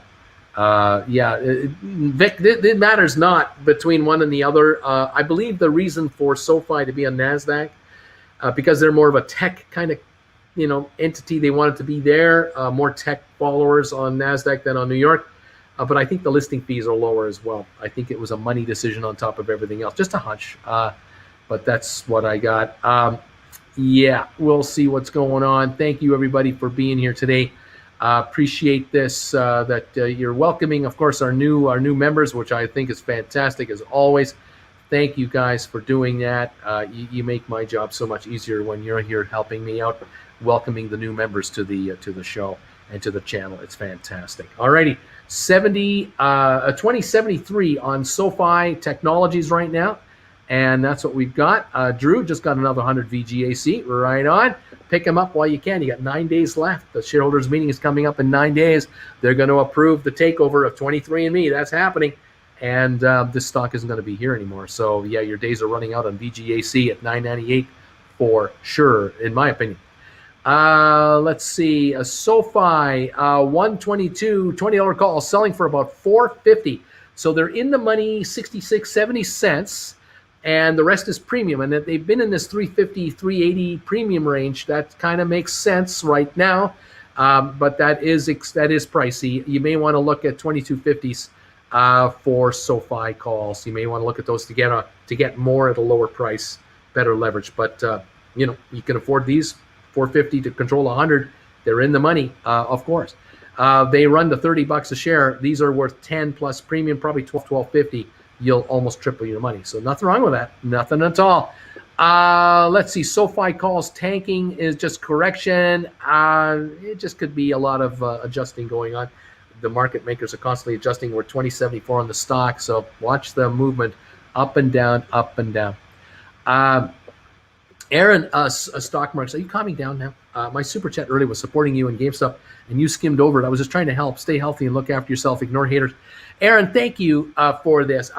It was hectic this morning, and I had a lot to get over in a short period of time. And I so appreciate so many of you for helping out and being here as solid as you guys are. You're fantastic. You're the backbone of the channel. I love you guys, and we're going to have so much fun here. We're going to make a lot of time. You guys are going to make a ton of money. Bruce, I wrote a $50 call option last Friday on AMC, expiring September 17. When this date comes around and AMC is probably under $20, what's my next move? Well, those calls all that money you got is yours. So you're under no obligation to worry about the stock. My game plan would be at that point, see what you can get for 30s or 35s for like the next 6 months out. If you can bring in another $10 or $12 a contract, per share on these contracts by offering 35s or 40s, take the money again. I mean, you are quickly eliminating the cost factor of your AMC because you're bringing in so much premium money that you got the stock for nothing. And if it's sitting at under $20, whatever it's trading at is gravy, right? But I would just write another series of calls and just keep taking in the money. Absolutely. They're handing you stupid premiums on this stuff. Take this money from these people. It's a gift. You don't give it away. There you go. You don't have to sell AMC if you don't want to. Just write calls and cash in big time. Write September, October, November calls right now at $50 a pop, 55 if you can. Bring in 8, 10, 12 bucks a share if you can find them. You can get those kinds of premiums. Grab the money. This is a free gift. I don't know. Anyway, there it is. Thank you, everybody, for being here this morning. Looking at BGAC calls right now. What's your opinion on a better buy? Should I buy a $12.50 call for October 17th at 75 cents bid, or should I get $15 calls for December 17th, 3 months later, 90 cents bid? Now there's an interesting dilemma, isn't it? Interesting. Well, I like the 1250s a lot because at only 75 cents, the stock goes to just $15. So you've got a $2.50 book value contract with probably $1.50 premium. You got probably a $4 contract. That's a nice leverage. That's like 5 times your money at least. I would load up on those October 17s. The December's at 90 cents. I don't have a problem with them. It's just that it's $2.50 further away. Where, if the shares go to $20 between now and September, say, you got a $7.50 contract plus premium. You already got an $8.59 contract. There's 12 times your money. You may roll out of those 12.50s. Once the shares reach that $15, $17 neighborhood, you might roll over into December exactly these at a higher level, but you'll be coming out at a much higher level. But the game plan would be for, let's say these 75-cent contracts turn into $4 contracts. What you might do is you might be acquiring December's or January's or February's for maybe $2. And you'll only buy as many calls as you've got now. So let's say you get 10 now, you'll buy 10 $2 contracts later and keep $2,000 off the table. So you're leveraging over into a future deal, but taking money out while you're doing it. And if those contracts go up to a higher level, you'll leverage those forward and take money off the table again and keep leveraging forward. And each time you're taking money off the table, money off the table, money off the table, diversifying your interests. So that might be your plan. All right. We'll stay on that. 2102, 2115 on SoFi, going higher now again. All right, let's just keep it going, guys. Thank you for being here. We're having fun here. Woohoo! About to go up. It's on its way. Let's go. Vic C. Bruce, you have my word that I'll support you in this channel as long as you continue to be you. Whether I want to hear the tough truth or not, I like a straight shooter. Life lessons on Gen X, Y, and Z. Thank you, Vic C. I appreciate it. That's pretty awesome stuff. Guys, thank you so much for hanging around and being here. Like I say, we're going to have fun. Uncle Bruce, I wrote a $55 AMC call. If I wanted to buy it back, do I wait for the stock to get as close to 55 before buying it back? Well, Jennifer, it all depends how long it is. But let's say you wrote a contract for October or something like that. You went out way out there in time, and I hope you brought in a bunch of money because that's what I want to hear. You now just sit back and worry not. Every month that goes by now, every week, every month, these contracts will slowly shrink in value. If this stock sits at 30, 35, or 25, 30, or 20 to 30, if it's sitting here for week after week after week, these calls will shrink in value because the option holders will just get this sinking feeling like, gosh, we're still 25 out of the money and we lost a month already, or we've lost 6 weeks. These calls will quickly drop in value. Now, theoretically, you could buy them back, but why would you? Just let them die into nothingness. Let them get down to 50 cents before you even think about buying them back. The reality could be, though, that each month goes by, and what could happen, and again, I'm not saying it will, but what if, just what if, you got a 5-month contract, and every month the shares go up $5.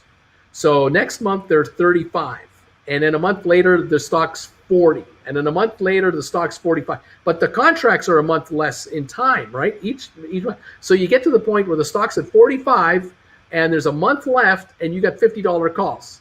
Okay, you're only 5 away from the money. You still have written calls that are technically worthless because unless the stock breaks 50 or 55. There's no value, right? So if the shares go to 50 and you get a $55 call, there's a week left to go, those calls might be worth a couple of bucks, $1.50. And every day that goes by now, those things will lose 15 cents a day in value. They'll just drop.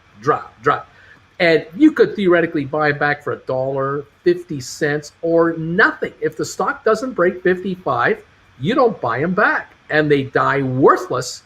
And now you can write another call contract. But of course, if the shares are at 54, if they've done that, you're going to write 80s or $100 contracts for 3, 4, 5 months out and take in another 10, 20 bucks a share. Yeah, thank you very much. These are the options you have. All kinds of choices. Right now, sit back and just relax. I hope you cashed in beautifully. That would be beautiful. I'm praying for that. 2107 on SoFi. 231 on GameStop, 30.35 on AMC. Thank you, everybody. I have to apologize. I cheated. I ate my bagel already. Damn it. You know what? I got you all riled up.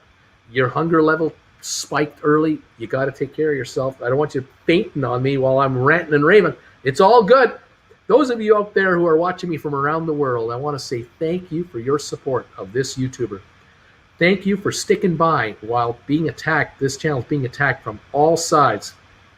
Thank you for not letting GameStop weenies, not GameStop weenies, AMC weenies get in your face. Thank you, all of you. All you GameStop holders, God bless you. The AMC players, look, if you own the stock and you're writing contracts, I salute you. I salute you for your efforts. Way to cash in on this run. Way to go. You just selling the AMC stock? Go ahead and sell it. But if you're writing calls against it, God bless you. If you don't follow me normally and you're an AMC fan, you love AMC and you think it's got a great upside, I will tell you that your best bet then is to write call contracts against your stock and be rewarded for all the amount of time that you have waited for your payoff, or you finally got your AMC up to 30 bucks. It got to 35 Friday, 36 or whatever it was. Right now it's 30. You can write right now $50 contracts for 4 months from now, 5 months from now, and you can bring in perhaps $10, $12, or $15 a share for every 100 you got.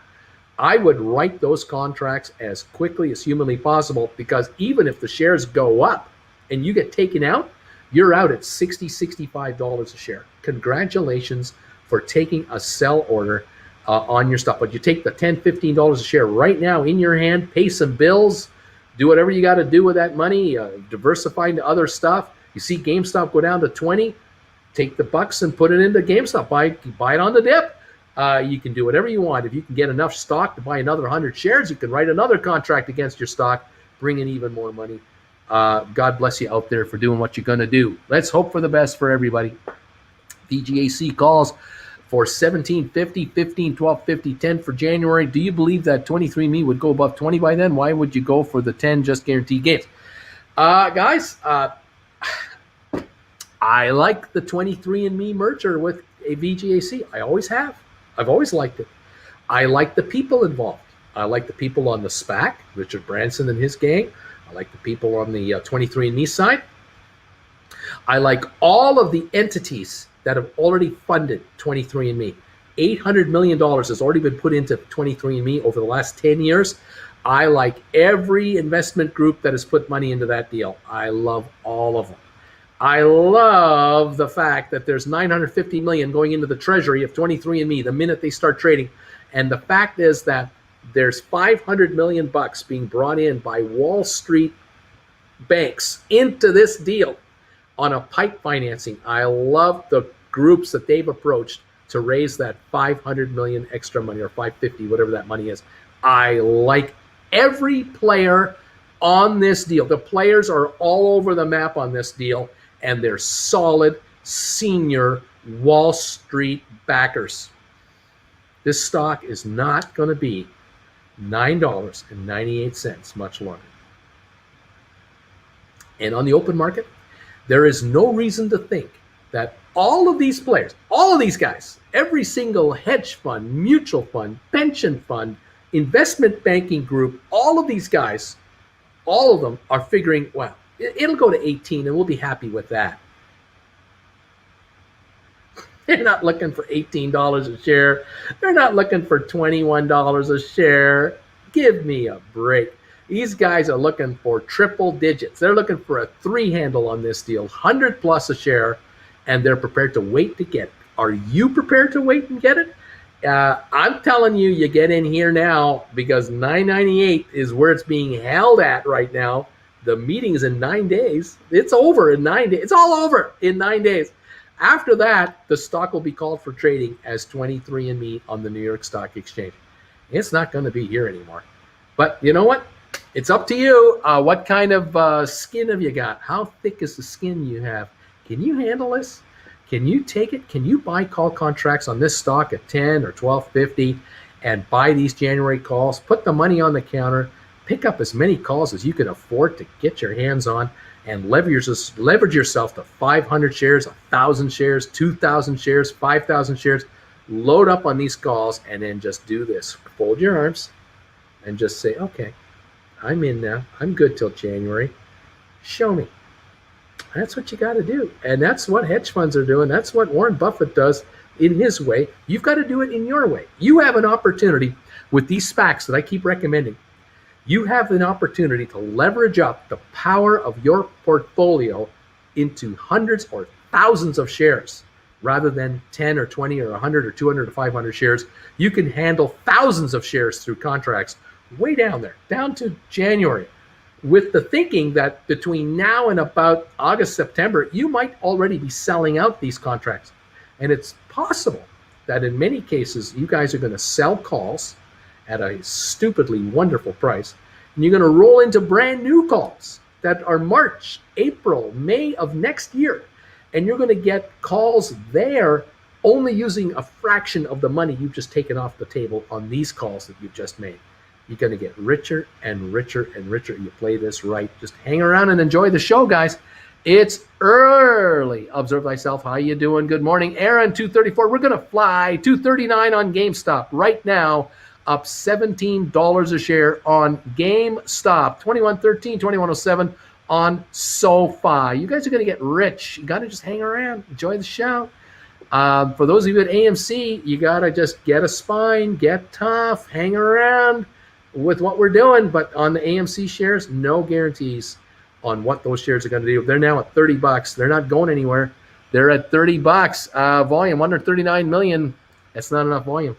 Not enough volume. We need more. We're not getting enough. But drink whatever Kool-Aid turns you on and knock yourselves out. All right, there you go, guys. What is happening? We're having fun here. We really, DFV tweeted. I have no idea what he said, but he tweeted something. He said something. I don't know. He's back. Hugo saying he's back. Okay, 240 on GameStop right now, up $18 a share. Congratulations, all of you out there on your GameStop. And those of you who are writing call options or thinking about writing call options on GameStop, let the stock take its run. Let them bring out the news they want to bring out. They should have a lot of news between now and next week. New CEO, first quarter financials, the annual meeting, the stock, 240, 260, 280, 300. Who knows? You might be writing 350 contracts. You might be writing $400 contracts. You'll have to wait it out and just see what's going on. Enjoy the ride in the meantime. Up $20 a share right now. AMC is up $4 to $30.36. It's not running like GameStop is running right now. $243 on GameStop, and SoFi $21.02. Alrighty. Let's see. Uncle B next week with GameStop. Is a good time to stay out of the covered calls. Leave it flat and wait. I probably would. Yeah, right now. Right now, I'd stick around and just wait for a little bit and let this meeting come and go. Let the announcements come and go. It's going to be active. It's going to be the week of GameStop coming up. 244, they're saying, we're watching what's going on. What happened to buy and hold? Nothing wrong with buying and holding. It's all up to you, but there's also ways to make money. You guys have to understand something too. I'm not against any stock. I'm for making money, but I don't like seeing people buy stock they shouldn't be buying for obvious reasons, like AMC. This has no value. This company has no value. They are negative in value. They have a negative book value right now to the tune of billions of dollars. They might have $1.5 billion in cash. They got $5.5 billion in debt. They are negative $4 billion. I don't want to see people get hurt. So if you're going to hold on to your AMC stock, write call options, and that's insurance. That's insurance money against your investment. You might be able to get as much money as you paid for this stuff, or half the money, or 3/4 of the money. Take it off the table. On GameStop, we're at $240 a share. Theoretically, you could write a contract that expires this Friday for $260 or $280 right now. But I'm saying don't do it. I'm saying hold on, wait a little bit. Let's see what these shares want to do first. Let the announcements come out. Maybe GameStop will run to $300 a share or more. Then think about writing call contracts, perhaps 330s, 350s, 400s. There's all kinds of ways to do this. You should know, you could write calls right now against GameStop for January. You can write $500 calls right now and bring in a bunch of money. You can probably bring in $50 a share at $500 call contracts on GameStop. And if you get taken out, you're taken out at $550, the $500 exercise plus the $50 right now. Would you be happy taking $550 for your GameStop, or do you think it's going to go to $1,000? If you do, okay. But if you think $550 is pretty good, you can take that $50 right now in your hand, right now, and do whatever you want with it. You can diversify it into some SPACs. You could buy some calls. You could just pay bills. You've pledged your stock. You have pledged your stock for $500 a share until next January, no matter what happens in the meantime. You're not going to get $500 a share if it doesn't go there, obviously. But guess what? You'll get $500 if it goes to $510. You'll get it.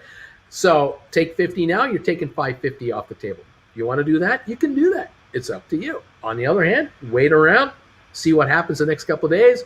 Shares go up, say, in the next week to 300. Maybe you'll write $600 contracts for next January, and maybe you can get $50 for those. Now you're selling at $650, or you're pledging to sell at $650. Will that work for you? Up to you. Everyone has their plan, price, thoughts. You got 500 shares? Write one call contract for 500. Write one call contract for 450. Write one for 400. Right? You can do that. You can play any game you want with this stuff, but you could bring in a lot of money. If you have 1,000 shares of GameStop and you can bring in $50 a share right now in cash, that's $50,000 right now in your hand. You got bills? Pay them off. You want to buy something else? Buy something else. You got $50,000. You're putting your stock up for $500 a share till next January, and you got 50 G's now to add to your portfolio. Okay, whatever works for you guys. Whatever works, it's okay. It's all right. No problem. Thank you guys. Do I have all the time in the world like Uncle Bruce? I don't know. $238 on GameStop, up $16. AMC at $30, up $3.95, and SoFi is at $21 a share. We're up. Hello, Jennifer. Good morning. How are you? Good. How is everybody? Did they have a good long weekend in Um, America? I think so. We have a person on the air right now. Is this the president of AMC? Who is this guy? No. No. Terrace Acquisition Corp. They sold another 8 million shares and made $230 million. We're aware of this. See a return, of the means, the extent that we have, particularly with AMC and what's going on in that stock. So Got a guy. I do believe that this. We got a guy on CNBC talking about AMC right now. So hopefully it's good for AMC. I don't know. Whatever it is. It's holding on to 30. It's hanging on to 30. Yeah, we've been following this. I had to address the attack on the channel over the weekend. Yes. I had to address it, and so I did. And what I found I heard the was, rant. thank you. What I found here was my detractors have become members and are now sending detractable messages on here. And then there are those who are in agreement with what I'm talking about, or sympathize with my. And they send a bunch of super chats today. So I want to say thank you, everybody, showing everybody we like the Bruce. We like the Bruce. Don't ever change, and I thank you all for that. We just noticed in the last 15 minutes, GameStop took a bit of a shot. Yes. It went up to 244 a share. Yeah. It's back down to 237, unfortunately, but it took a shot from about 233 to 244 in about 5 minutes. Jumps. Apparently, there's a message out from DFW again. He's tweeting, so that got the market kind of buzzing. We kind of love that. SoFi is now trading a SoFi. I can't get it on my phone to work, but I do have it on my market watch. Yeah, I So- can't get it on my phone. So 2104 right now, up 81 cents. 2105 up 90 cents. So far, SoFi did ring the opening bell on the Oh, did NASDAQ it? today, so Yeah. that was good to see. Very And then David Faber, unbelievably, says on the air live, it looks like this company SoFi is listing today on No the way. on the Nasdaq, and this is a company that took over a SPAC. Like, he has no clue. And then- And then he's looking at his notes going, it looks like they've raised $2.4 billion on this merger. I'm going, he doesn't know anything about it.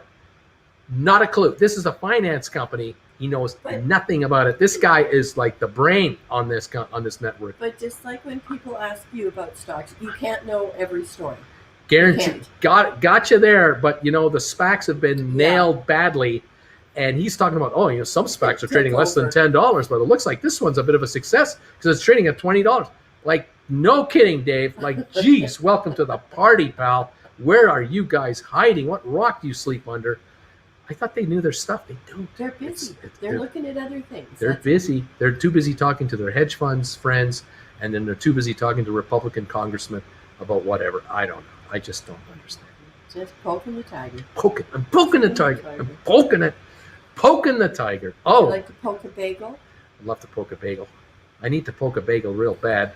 We got to go with the grape jelly bagel today. The old Well, it standby. kind of feels like Monday, Yeah, but it's even though Tuesday. it's Tuesday.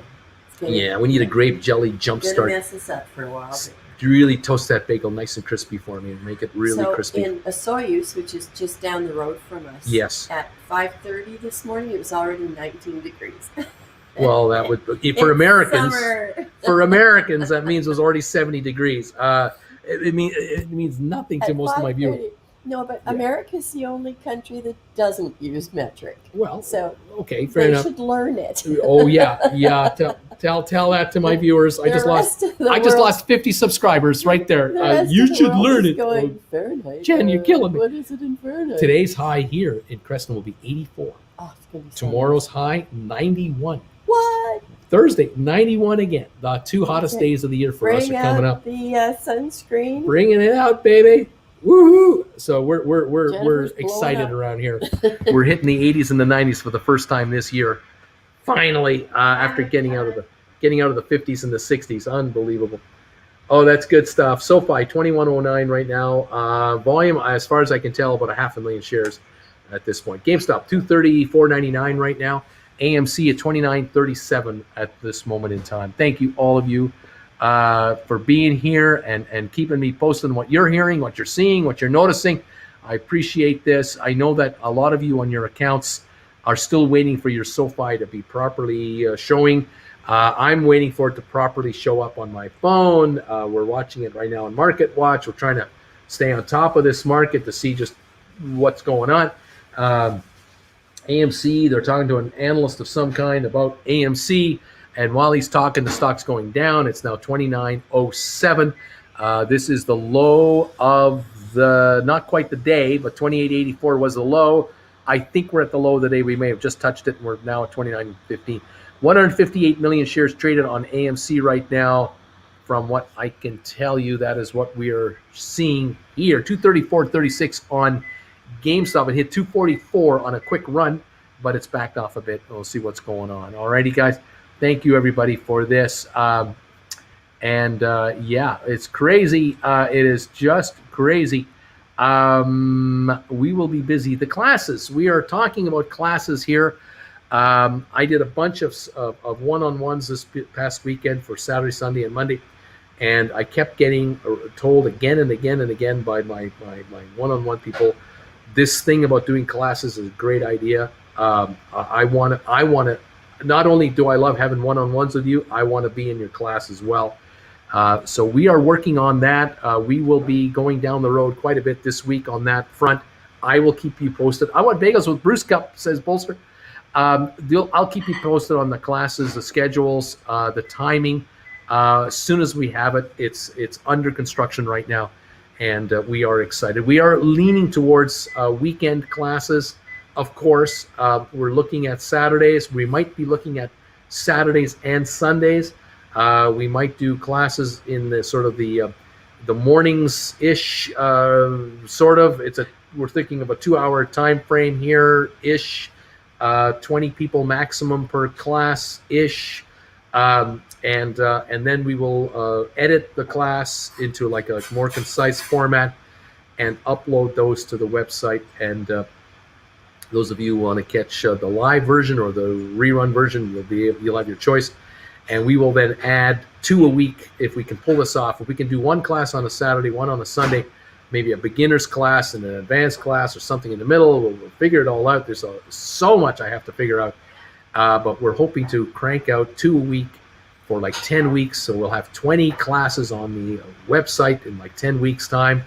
And that gives all of you a chance at your leisure to watch any of these different classes on all these different topics, and then kind of go from there. We'll let you know. Again, this is so ground floor. I have nothing definitive yet. It's just all coming. So stand by, folks. We're coming along, and we're excited about what's coming up here. So excited about the future.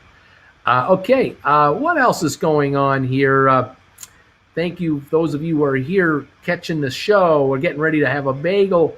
Can I be a guest lecturer in your classes? Oh my gosh. Yeah, I don't know about that. And does Bruce have a merch website? Yeah, there is one. Is that a trick question, Charles? Yeah, there's one. You can find it on the channel. Yeah. These are trick questions. Long on the Bruce. Okay. And can we go on a field trip to the National Waffle Museum on one of those classes? You know, we could do like a class field trip. Maybe there's opportunities here. That would be kind of fun. Lots of fun. Thank you, everybody. I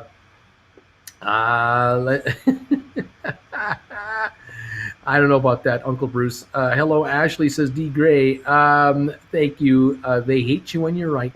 They hate you when you're wrong. They hate you all the time. That's welcome to this channel. Welcome to YouTube. If you're a YouTuber, you want to get into the YouTube business, you want to become a YouTuber, get ready to be hated, no matter what you do. Get ready, because you will never make everybody happy. Never. So if you're looking to be loved on YouTube, you better get ready for the other side, because there's lovers and haters on YouTube. It's just the way it goes. Anyway, thank you guys. I'm just not the bad guy. Let's do a field trip to Citadel in Melbourne. These are always the best. Field trips with sack lunches are always the best. And can you whisper some of those numbers to us? So we need our fix. And Bruce, should I get out of my $30 July calls for SoFi while still green? I was expecting a bigger pop today, or maybe it'll have a run later this week. Yeah, there will be a larger pop. You got to understand the rocker. You got to understand something. I can't even get the quote on my phone yet. How do you expect the rest of the market to trade it if I can't get the quotes? This is setup day. It's the logistics. You got to give this a couple of weeks. I've been telling you guys, do not buy contracts unless they are December's. You're into July contracts, you're on your own, buddy. I didn't tell you to buy July contracts. You bought them. Are you ahead? You're ahead. Can you give it a couple of more days? I would if I were you. But I this is the comment that I've been trying to tell all of you to avoid this dilemma, that you're right, the stock's going higher, but you're wrong. You got the wrong contract. You are not giving yourself the time to win. You are forcing a loss on yourself by buying too short. The hope I have is that this is a July contract. You should be all right for a while yet. Give yourself this week. I think the shares will go higher this week, but I'm not guaranteeing it. But they should go higher this week. Oh, man. What can I say? Doing the best I can. Thank you, everybody. Thank you. Any idea why GHVI is taking a bit of a dive lately? My hunch is that they have not yet announced their shareholder meeting date. That's my hunch. The other hunch I have is that they filed their paperwork with the SEC, and they have not yet received the SEC green light that their filing is active. I think that's all it is. It's just an any day now thing that they get the green light from the SEC, which will allow them to announce their shareholder meeting date. And with that, we have certainty. The certainty of a vote, a certainty of a listing, the certainty of the takeover. And that's what it is. Right now, that's all this is. And this is your chance to take advantage of it. If you haven't picked off GHVI calls yet, now you can buy GHVI calls. You can get 15s. They're out of the money. They might be cheap for December or January next year. Check them out. Get your positions in now while the street's ignoring it. It's the way to go. Anyway, there you have it. A 2107 on SoFi. GameStop 235. AMC 2921 right now. Okay. Michael wants to know, why isn't it $400 yet, Bruce? I'm not in a rush. I've got all the time in the world, but it's been listed now for like an hour. Okay. Why isn't this stock 400 a share? I heard rumors. There's whisper talk that SoFi is going to 400. Why isn't it there now? It's been a whole hour. You're wearing me down here. My patience, I get it. Go GameStop. Love you guys. Bruce, the stock whisperer. Oh, man. Thank you. Jim, thank you so much. Perfectly toasted. Look at this. Look at that.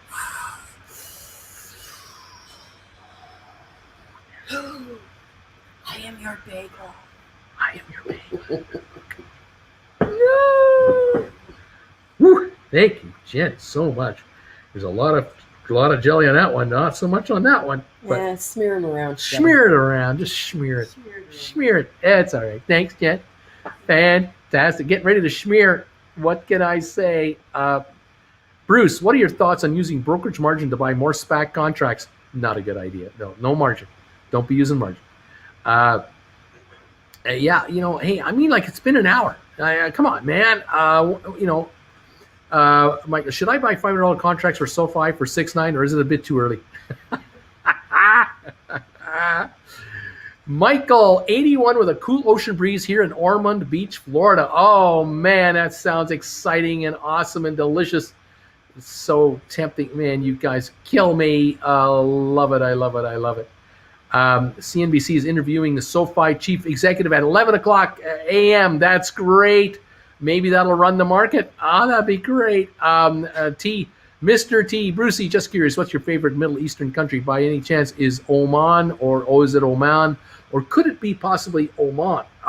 Geez, never heard of the place. If I only had heard about it before, I could tell you. Oh, man. Breaking news. The fans of AMC prove Bruce has been replaced by Jim Cramer using a deep fake algorithm. Deep analysis of pixels showing those sad Cramer puppy dog eyes coming in and out. Okay. I don't know what that means. Is that a good thing? I don't know what that means. Wally, thank you for this donation. Brick Road to the GameStop, Emerald City. Jen is already handing out fresh bagels. Hope to meet the both of you at the never-ending rainbow. Bingo pot of money. Can't wait, Wally. Can't wait. 21.25 on SoFi. It's going higher, and apparently the chief executive officer of SoFi will be on CNBC in about 30 minutes from what we are being told. If this is true, it'll be great. Bruce, start eating. They'll go higher. 237 on GameStop right now. 29.54 on AMC. Gore's now 13.74, a little better than a few moments ago. And SoFi 21.26. Okay, I hope you guys are making money today. Hope you guys are getting money today. Making money. Ann is here. Hi, Ann. Best toasting job yet. Happy Tuesday, AJ and Uncle Bruce. Thank you so much. 21.20 on SoFi. I bought VGAC January 21, 2022 $10 calls for $1.55. They are now at 202. I'm interested to see what happens after the merger because they keep going up without the stock moving. That means what's happening is people are going into the options in anticipation of a move of the stock. They're buying up the contracts and bidding it up. You're getting richer just being in there. Exactly. Well done, and get ready for the ride. This should be fun. Oh my gosh, we're gonna have fun. Fun. Let's see here. 21.23. I'm showing on SoFi. Skylar, hi Uncle Bruce. Serious question. How do you know whether the stock goes up and down, and why can't you tell us the price? It will be in the future forever. I mean, seriously, why can't you? Well, you see, I'm being bribed by all the hedge funds here in Creston, British Columbia, town of 5,000 people, 3 miles north of the U.S. border. I'm being bribed by all these guys to give you all kinds of disinformation. I'm here to lie to you every chance I get. I'm here to dissuade you from making money in the market. I am here to help them, not you. And that's why I can't tell you the truth as to exactly where they're going to go, exactly when they're going to do it. That's all it is. If you paid me as much as the hedge funds, I tell you all that information. But see, they pay me more. See, the thing is, they say they're paying me, or well, let me put it this way. There are people saying to me that they're paying me, actually. That's how I heard this. See, I heard a rumor from a bunch of AMC people saying to me, he's being paid by the hedge funds. But the problem is that they seem to know that, but I haven't seen the money yet. So I really appreciate these donations because these are all I'm getting. I don't seem to be getting hedge fund donations. And if I'm getting $5 donations from the hedge funds, I'm kind of disappointed in the hedge funds because I thought they'd had a lot more money than that they throw around to kind of, really reward me for all my work. So something's not working out. But Skylar, I thank you for asking. And, I'm doing the best I can with what I got. But I'm saying, man, I just don't know what's going on. I'm not sure what's happening. Thank you for being here. My IPO calls are going up while it trades sideways. Those same with AMC calls so far in the money. The options are only going up. It's crazy. It's crazy. There are all kinds of saps coming into these markets who are paying ridiculous prices for call contracts, especially the saps at AMC. Oh, are they going in blind and with blind faith and with money they can't afford to lose? And AMC is $29.50 a share. It's not taking off. I don't know. Oh, beautiful. You're going to love it. 237 on GameStop. Yeah. Okay.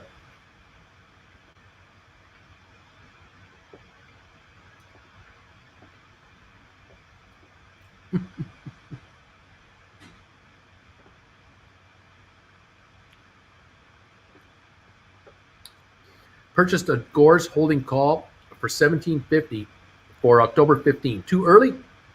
Well, you can still make money on it.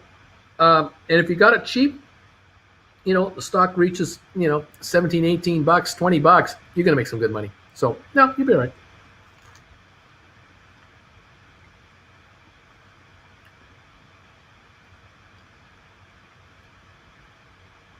So shares take a little run. They take a little run to 18, 20 bucks. You might do a rollover. You get out of these, roll into December's or January's or February's, but at a profit. So we'll watch for that. Anyway, let's see what's going on here. I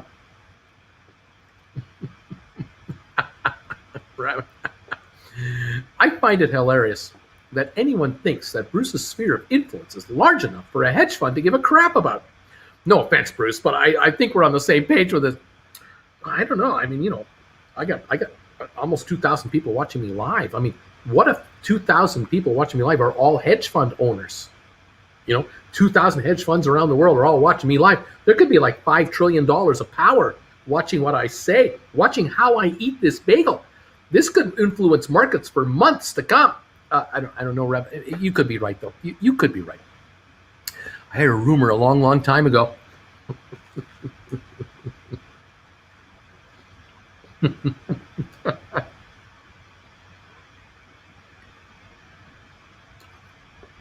Oh, man.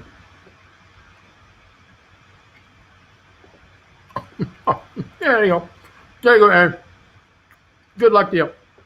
Knock yourself out, Aaron. Woohoo! I'm on the record, Waffles, saying, anyone wants to pay me large amounts of money for your shill? I'm available. There you go. Oh, my.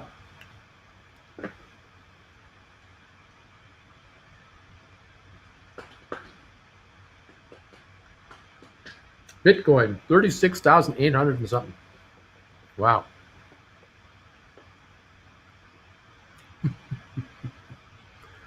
Oh, man, you guys are fantastic. Thank you so much for being here. Bruce, if you're here, then who's shorting GameStop? I mean, come on. Bruce, what are your thoughts on selling a naked $10 put for a SPAC that's trading around $10 a share, collecting premium if assigned I own the stock at a discount? Well, if you are able to buy the stock at $10, and you don't get assigned, you cash in on the premium because you wrote the contract, you're going to take it in. Okay, go ahead. If you are happy buying the stock at $10 a share and you can afford 500 shares, $5,000 worth, write 5 calls or 5 puts. Take the dough. Yep, it's the same thing. It'll depreciate if the stock goes higher. It depreciates in value. You just gotta, your downside is that the stock goes down, and you got to buy the stock at 10. Well, so you like the SPAC long term. You buy the stock at 10. You had to buy. You bought it. Now you start writing call contracts against it. Okay, get your money back on the put that you just lost money on, and make a profit. You can always do that. Sure. Anyway, there you go. Thank you, everybody. Thank you. And let's see.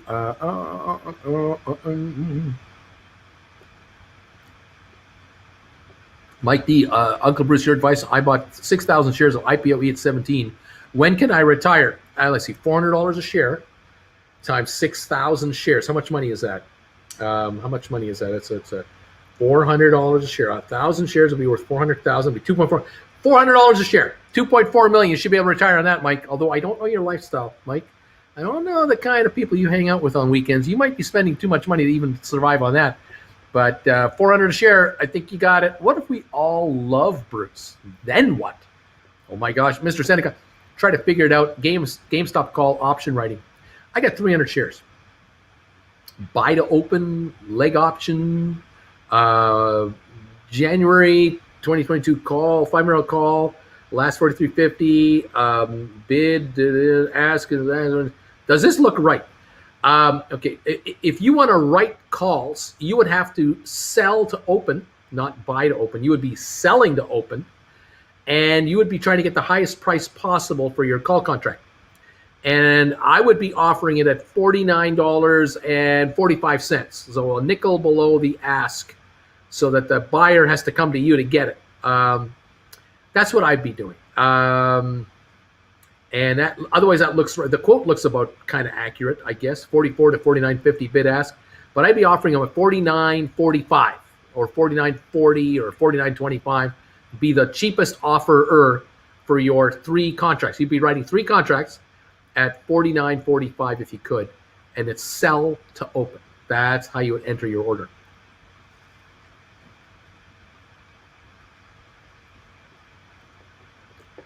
Okay.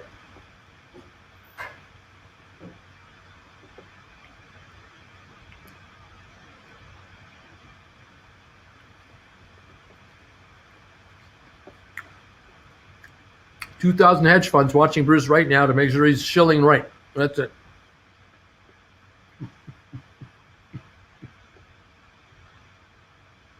Talk to me, Uncle Bruce. I have a 1750 call for October. 1750 call for October. That's about 300 in the money. What stock you talking about? What we talking about here, Willis? And a $25 call for January. Should I go ahead and sell the October and buy the Jan? I don't even know what stock you're talking about. Barry, you lost me on this one. Willis, what do you be talking about here, boy? No idea what you're doing. All right. Be more specific. Help this guy out. I mean, I'm an old man, I can't guess. I do what I get. 238 on GameStop. It's going higher as I'm eating my bagel. It's up 1643. AMC 2954. Gore's holding 1360. SoFi 2135, and he's supposed to be on the air in 18 minutes with CNBC, the president of SoFi. Okay. Let's hope that happens.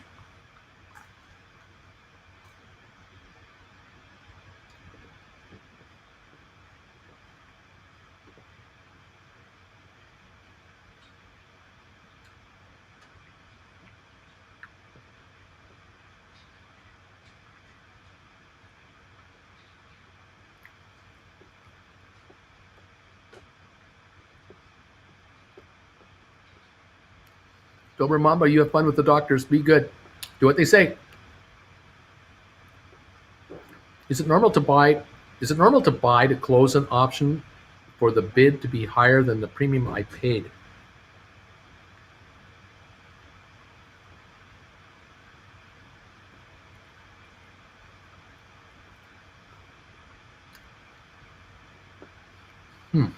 Well,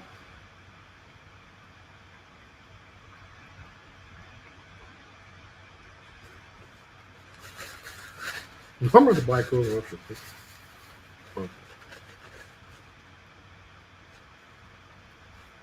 Jennifer, If you're buying back an option to close out a position because you wrote the call, you're not buying it back, and you're paying more than what you sold it for, the likelihood is that the shares that you have representing this call contract, the shares would have gone up in value on you. That probably would have happened. Because if you write a call contract for you're at $10 out of the money and you write it for $10 and you have to buy it back for $10.50, towards the end of its life, the stock must have gone up in price dramatically, because the contract would have no value if you had written an out of the money contract. That's what I'm reading here. Am I getting this right, Jennifer? Am I missing something on your messaging here? I'm not exactly sure. Let's see what happens. Anyway,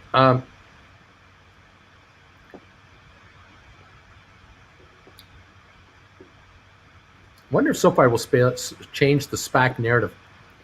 Well, you would have thought that DraftKings would have done it. I mean, DraftKings is a successful former SPAC, and it on its own it didn't happen.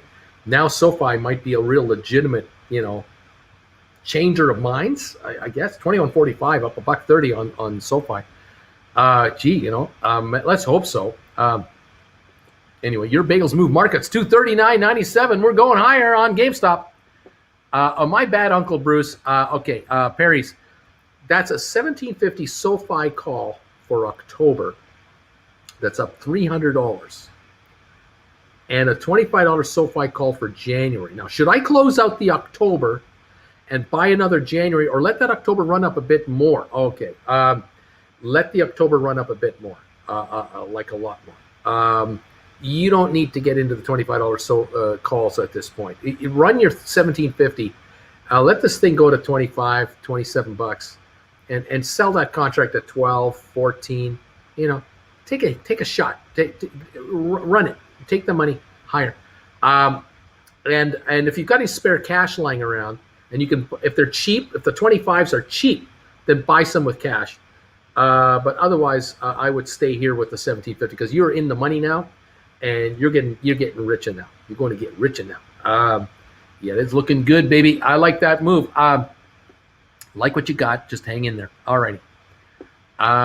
Anyway, how do I order a cell phone amplifier like one of these right here? By the way, people were saying that I was part of the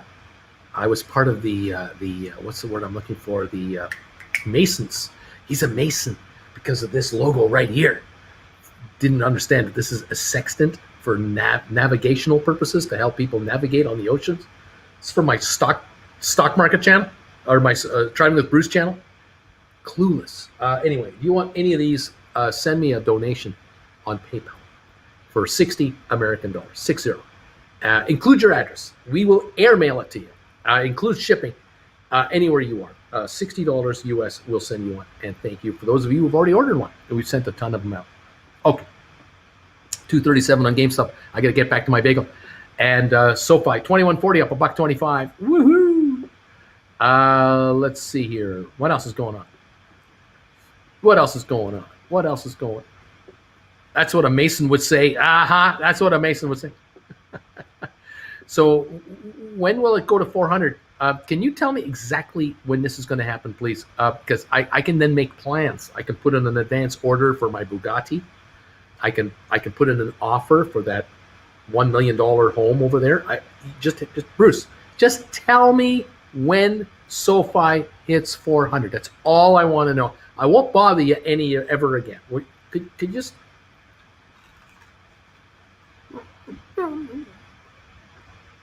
do what I can.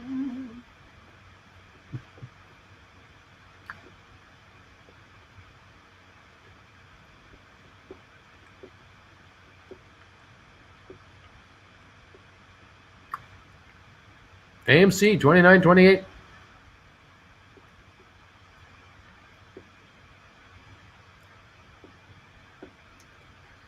To buy back an AMC call I wrote for 55 for 1064, I had to buy back bid price of 1065 and an ask of 1265. Why on earth are you buying back the call in the first place? Why would you want to do that? Makes no sense to me to do it. Scott, we got your donation. Thank you, and we'll get you a set. We'll get you which one you want. We'll even autograph it for you. Jen and I will autograph it for you. You betcha. Anyway, I don't know why you're even buying it back, Jennifer. I don't understand. Carlos, this just in. Bruce uses cell phone amplifiers to broadcast deadly 5G singles into the mind of AMC investors. Breaking news.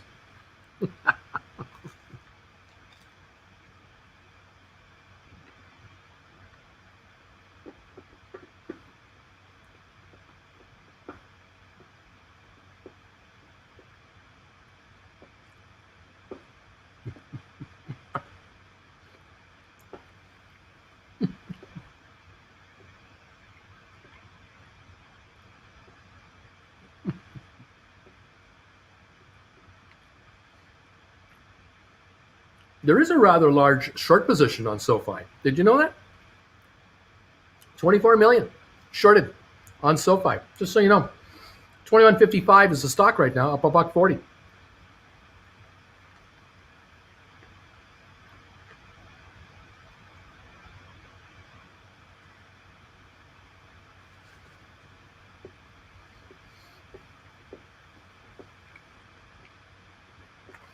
If you're a Mason, what's a secret handshake?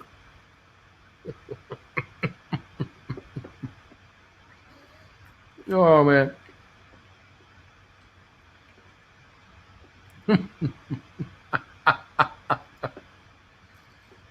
Oh, man. My favorite thing is seeing new investors think everything's a squeeze. Exactly. Exactly. The newbies have no idea how the markets work. I haven't got a clue. 21.63 up $1.45, $1.49 now on SoFi. It's going higher. You're getting richer, people. That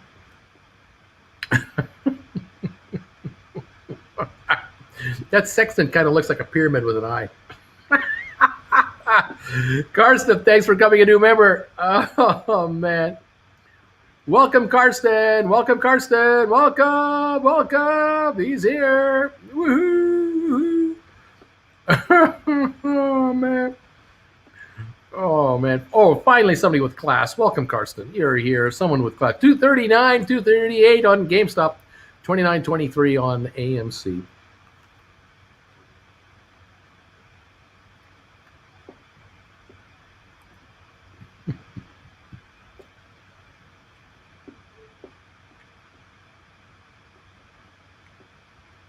Okay, she says, Jennifer, no, I'm not buying back.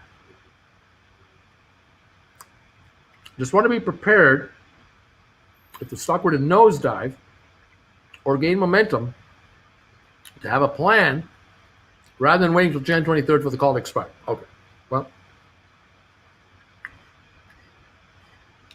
I would say that by writing a call that far out and hopefully bringing in a bunch of money, you want to give this a good 3 months anyway. So you want to give this like July, August, September. If the shares stay where they are now, they jump around, but they're around this 29 level. Those calls will lose probably a third of their value at least. But if the shares do have a down day, like they have a down week, and they go from like $29.30 to $18, those calls could drop to like $5. You could then put in a bid. If you see them trading at like 550 and the market is 5 to 6, put in a buy order at 505 if you want to try and get them back cheap. Put in a bid at 505. If you get them, you get them. If you don't, you don't. One day at a time. And then, if the next day they're still sitting at 18 and then they might go to 17 or something, you might change your bid and go like 465. You just back off, because they're out of the money. I mean, way out there. I mean, $17 stock with a $55 call contract. I mean, my God, way out to lunch. So you're being generous giving him $4. I mean, it's worthless stuff. But if you can get it cheap enough to then score a nice $7, $8 profit, nice. It's not going to happen this week though. Like, it's possible the shares today could go to 20. Sure, it can happen today. But those calls might only give up a couple of bucks because they have so long to live, right? But on the other hand, shares go up and they go to 40, next week, let's just say, those calls might go up a couple of bucks, but probably only to 14. They're not going to go very, very far because remember, they're out of the money still. And, $14 means a $64 break even or a $69 break even. Getting to 40 is not enough. All right. And if a month or two go by and they stay around 40 to 35, 40, they'll drop again back to 10.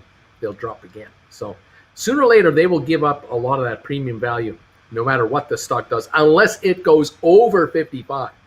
It's got a massive buy away for that. I don't know if that's going to happen. Just my hunch. Okay. Way to go, guys. Writing these call contracts. You should be doing that on AMC for sure. Way up there. Absolutely. Okay.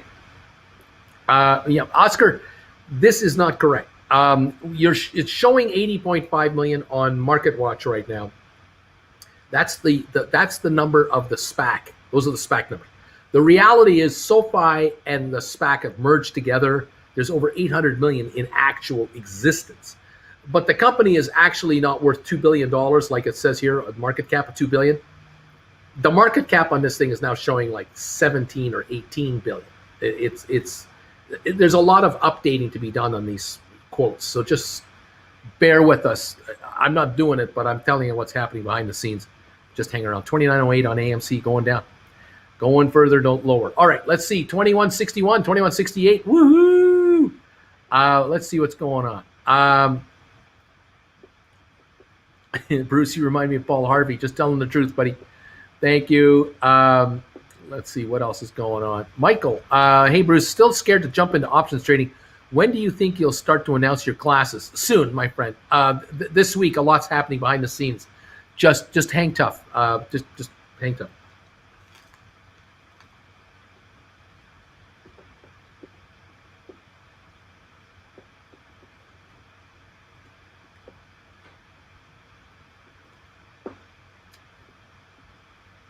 I feel happy.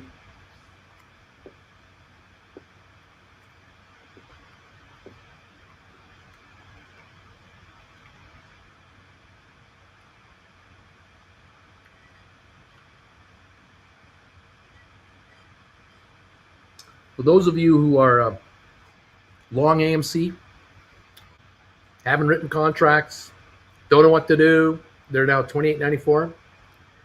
Sell at $28.94, whatever this price is, and take that money and buy SoFi, $21.50. Shift over, grab a new escalator. This is SoFi's first day trading as SoFi, and the upside on this stock is humongous. You've had a good run on AMC. You made some money. Shift on over and take the ride here, but it's up to you. $28.83 on AMC now. It's under some pressure right now.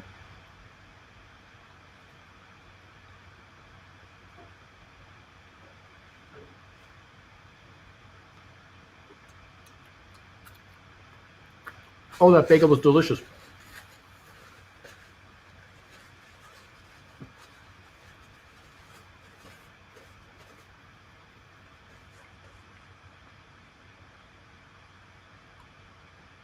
Cheers to all of you around the world. Thank you for being here. Love you. Oh, yeah. Okay. We're running. Bruno, thank you for becoming a new member. Nice to have you here, buddy. Appreciate it.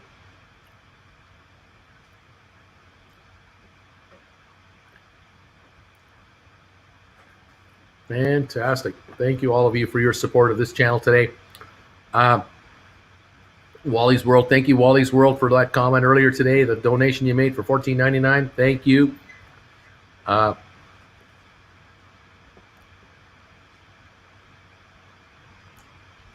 We're at now $28.73 on AMC, approaching around the low of the day right now. $28.53 just a moment ago. 192 million volume. Don't know if that's going to be enough to hold it. It's at $28.80 now. GameStop 235.33. Volume on GameStop today has been 4.1 million shares, so it's a good start for GameStop. Gore's holding still under pressure. 13.53. That's a buy, and those contracts on Gore's steal if you can get 15s. Absolute bargain. BGAC 998 being held there. Being held.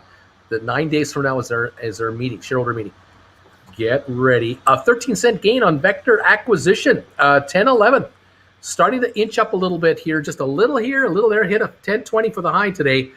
That's Rocket Lab. Rocket Lab is taking these guys over, and they have got an order book a mile long.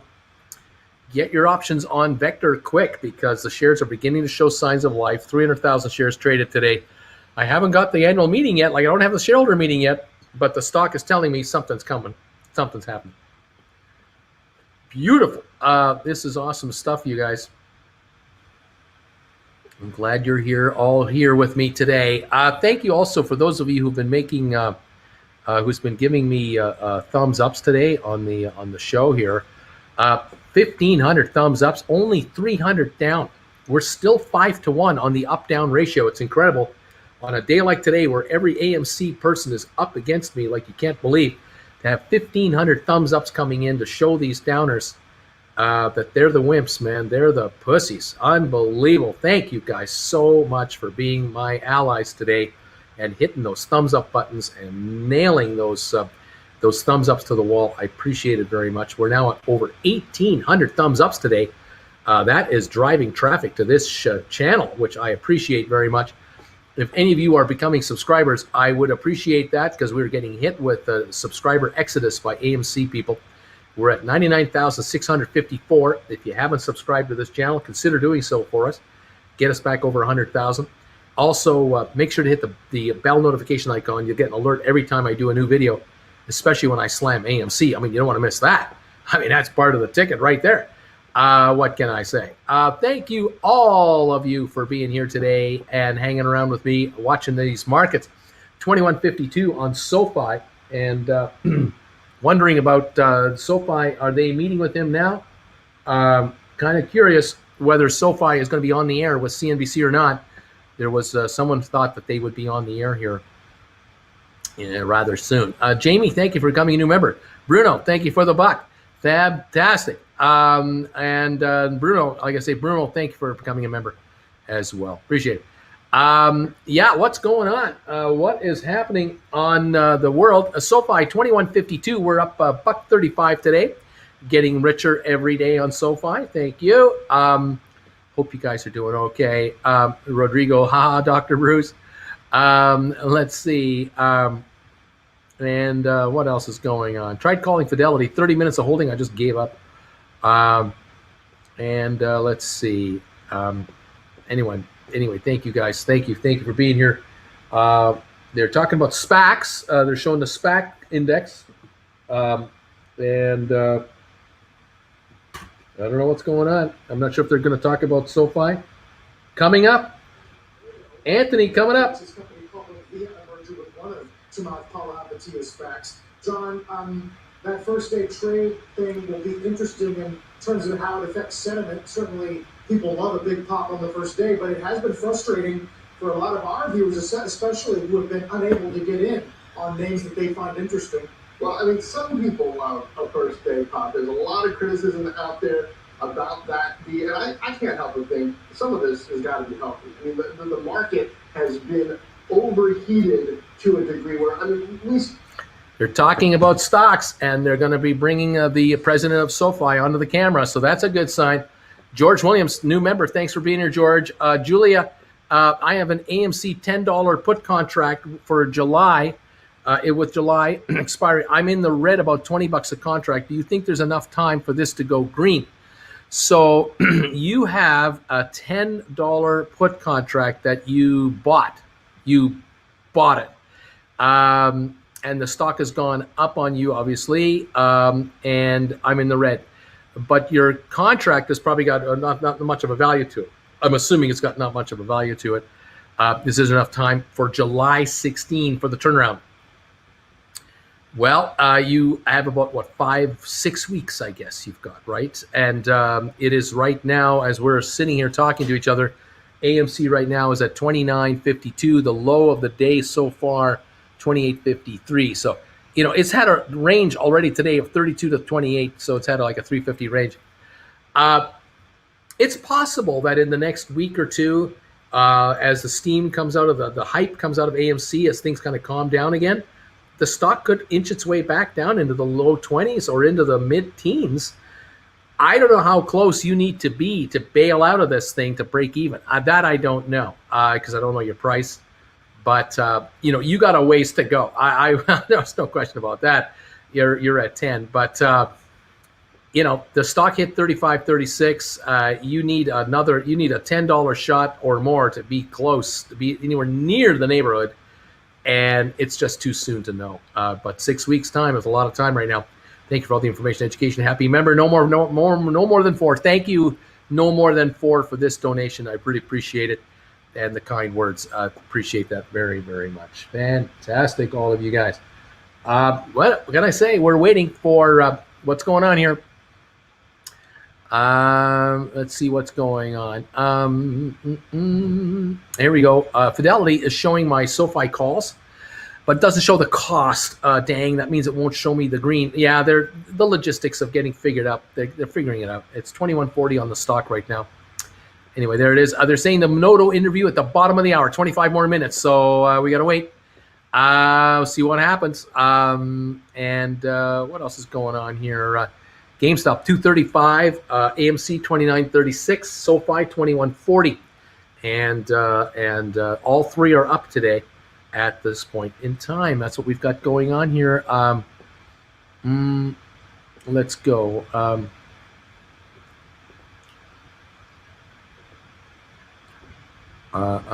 Julie, Jeff is saying, Julie, I got to put contract. I want to sell you. A little out of the money though, just a wee bit out of the money. Yep, that's what we're talking about. The Dow right now is up 85. It was up over 200 points on the opening, but it gave it all up quickly.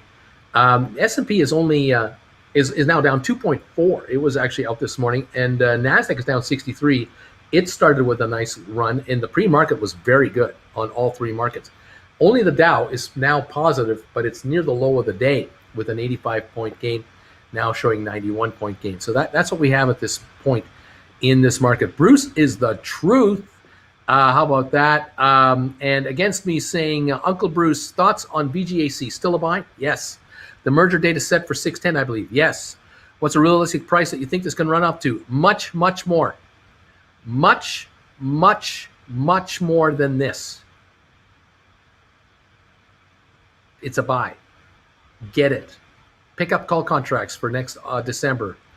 Do that. Yes. Yes, good. Very good. Positive.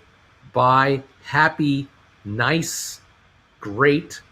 Super duper. A-OK. Yeah. Brucey like. That's the hint. Those are the hints. Figure it out now. Put it all together. Stock market with Bruce. I think it's due to the rising 10-year yield again. People are getting flustered with this inflation nonsense. I don't think so. Yeah, maybe on the Dow, maybe a little. It's up 102 points now. I don't think so. I think it's just talk. The markets are at all-time highs, and so they're just kind of finding themselves. I really believe that the stimulus package, that stimulus program, is still finding its way into the economy. It's got 6 months more to go before that really is filtered in. Now the infrastructure talk, and you're about to see a change from the White House. I think this is my personal opinion. They've been polite and all, and they're talking about cooperating and we'll negotiate. That's about to end. That is over in about a week, and then it's now go time, and it's go it alone time. And now the Democrats have a choice to make. In the Senate, they have a choice to make. You either pass an infrastructure program that will be a barn burner for the economy, massive for the U.S. economy. You either pass that thing while you can with a 51-50 vote majority as a unified group, or you screw yourselves and don't do it. You fail, you can't get it done, whatever, and go into the midterms and watch the Republicans run all over you because you can't pass this thing next year. You got to pass it now. You got to pass it ASAP because you can do it in the House, barely. You can do it in the Senate, barely. Get it in, lock it in, put it away. And a year from now, when you're at the middle of your campaign for re-election in the Congress, a third of the senators, the administration and the candidates for the Democrats can say, a year ago, we passed all this legislation, including the infrastructure bill. And you notice that bridge over there? That's a $2 billion rebuild to keep the Mississippi River breached. Keep over the top of that. See that highway over there? That's all being fixed up. You see that airport, that airport, that airport? All these projects are being done just like we said we would do. All these jobs have been created. All these American industries and businesses are generating and benefiting from all this activity. This is a perfect Made in America jobs campaign that will last decades, because it's a 10-year deal. It's a 10-year program at the outset. There's no way the Republicans can kill it if they win the election in 3 years from now in the White House, because they got to get the White House to kill it. By the time that rolls around, the infrastructure program is 3 years into its mandate, and there are millions of American jobs being generated because of this infrastructure deal. Democrats know it. The Republicans know it. All the reporters in Washington know it. The political pundits all know it. The businesses know it. The business people know it. The lobbyists know it. And they know what the game is going to be. The Republicans have put up the squawk, and they'll come up with their counter offer, and they'll call the Democrats unreasonable, socialist spenders. The Democrats will go, yeah, whatever, and they're going to pass it anyway, and they're going to be electable going forward. If they don't, they are out, and they are in trouble, because then they lose the House, they lose the Senate, and they got a lame duck president for 2 years. You can't have that. You got to get your legislation done now, because just like Obama, after the second year, all bets are off. You might be a dead duck, lame duck president going forward, not getting anything done. Where here you can get your agenda done, and I think Biden is going to get it done. That's my opinion. I'm not saying it's going to happen for sure, but I think that's what's going to happen. And I'm pretty sure that everyone else in Washington who's in the know is going, that's what's going to happen. We're not going to say it, but that's what's going to happen. Yeah, that's how it goes. All right. Anyway, it's kind of like, your football team is leading by 4 points with 3 minutes to go in the game. And you got the ball at your 20-yard line, and you're trying to run out the clock. Everybody knows you're probably going to run 3 running plays, and everybody knows that the defense is going to call a timeout after every play to preserve the clock. But they won't say it, but we all know they're going to do it, and they do it. And it takes 5 minutes in time for 2 minutes of football time to go by, or a minute and a half of football time to go by. It takes 5 minutes, 8 minutes with all the commercials. We know the 2-minute warning is the other timeout, and that's what that is. And so lots of commercials can be sold by the networks. We know that that's what they're doing. We know that's why these teams each have 3 timeouts per half, plus there's a 2-minute warning, and there are commercial breaks. We all know it, but the networks won't admit it, that they're selling us 1 billion commercials, but we know that's what they're doing. And we all know that the ad of a Super Bowl, a Super Bowl ad is $2, $4, $5 million. And we know that the network that has that Super Bowl telecast has to bring in billions of dollars to pay for the rights to broadcast the game. We all know that, but they don't say it. But we all know that. Well, that's what's going to happen with this infrastructure program. We all know they have to do it. The roads have to be repaired. The bridges have to be rebuilt.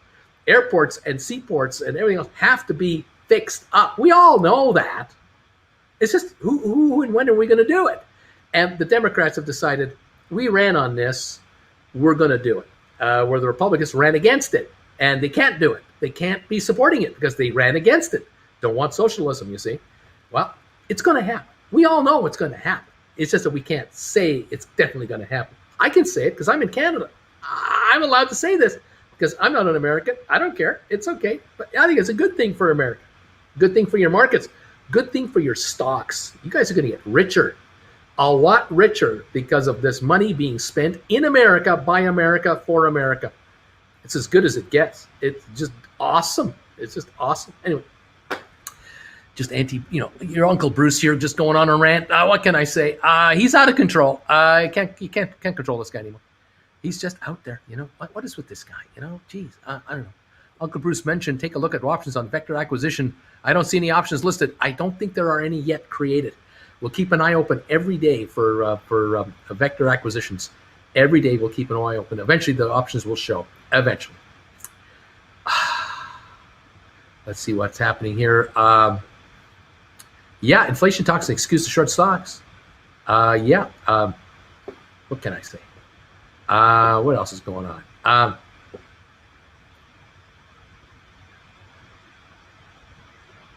It's the damn filibuster. There you go. Uncle Bruce, NSH status, shareholder meeting announced. Haven't heard anything yet. Have you? I haven't heard anything yet.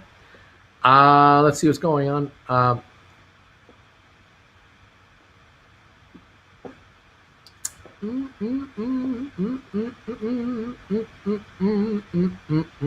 Get it done. Get her done. Just do it. Getting her done. Getting her done. Yes, you can. Get her done. Doing it good. Doing her good. Doing her good. Doing her good. Let's see what's going on. 21.48, 21.50 on SoFi. GameStop 238.20. Oh, and it going up. 29.94 on AMC. That's where we're at right now. Let's see. What else is going on here? Where are we at?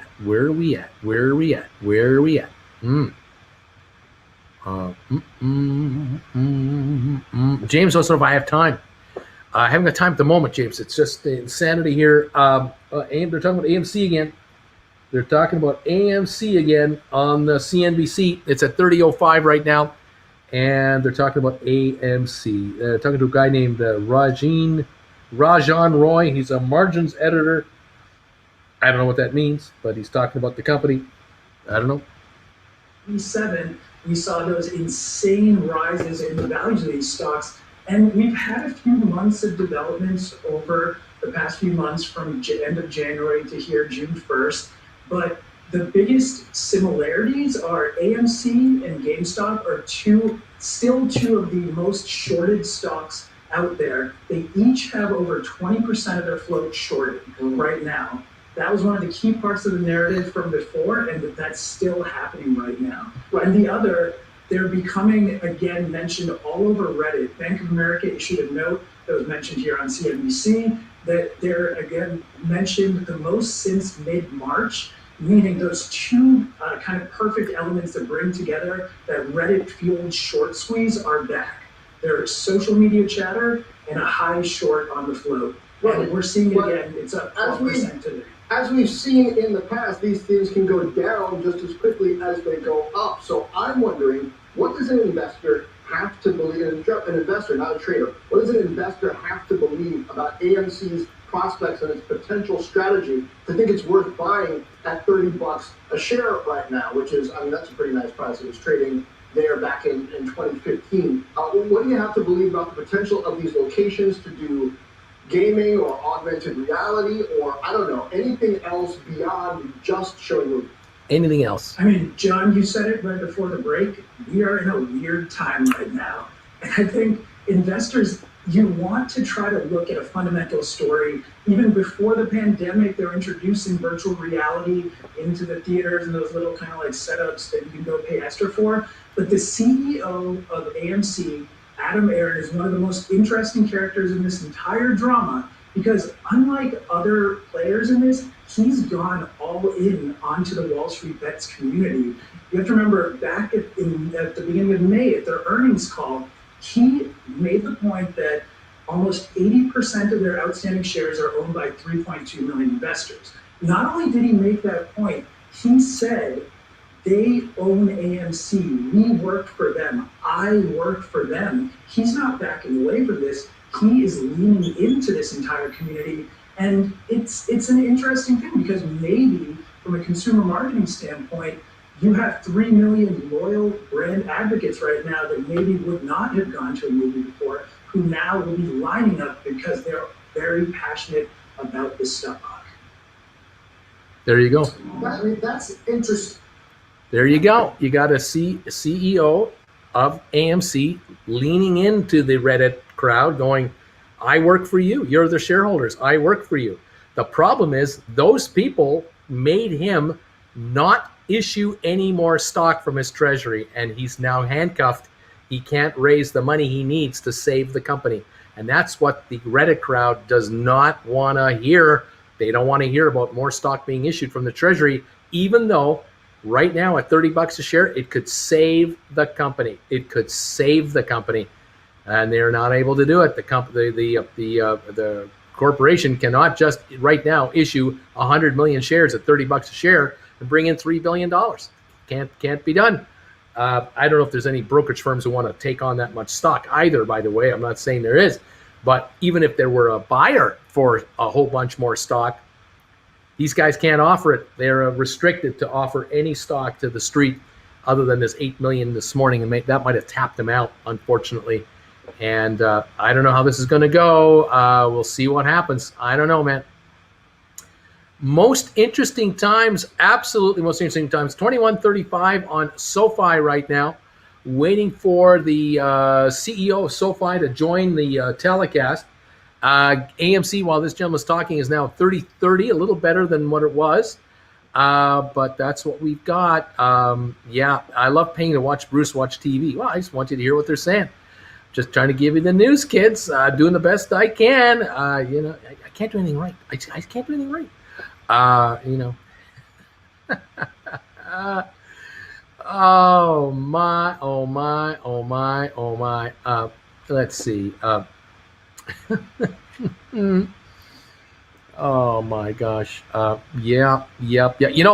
The president of AMC, though, he's got stock options, and he's probably got a stock options at $5, $6, $8, $10.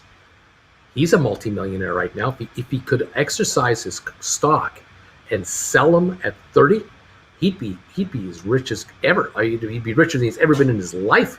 But I don't think he's allowed to dump the stock. That's probably his issue. He's probably not allowed to dump any of that stock right now. Anyway, there you have it. I don't know, guys. Man, oh man, what's going on? What is going to happen here?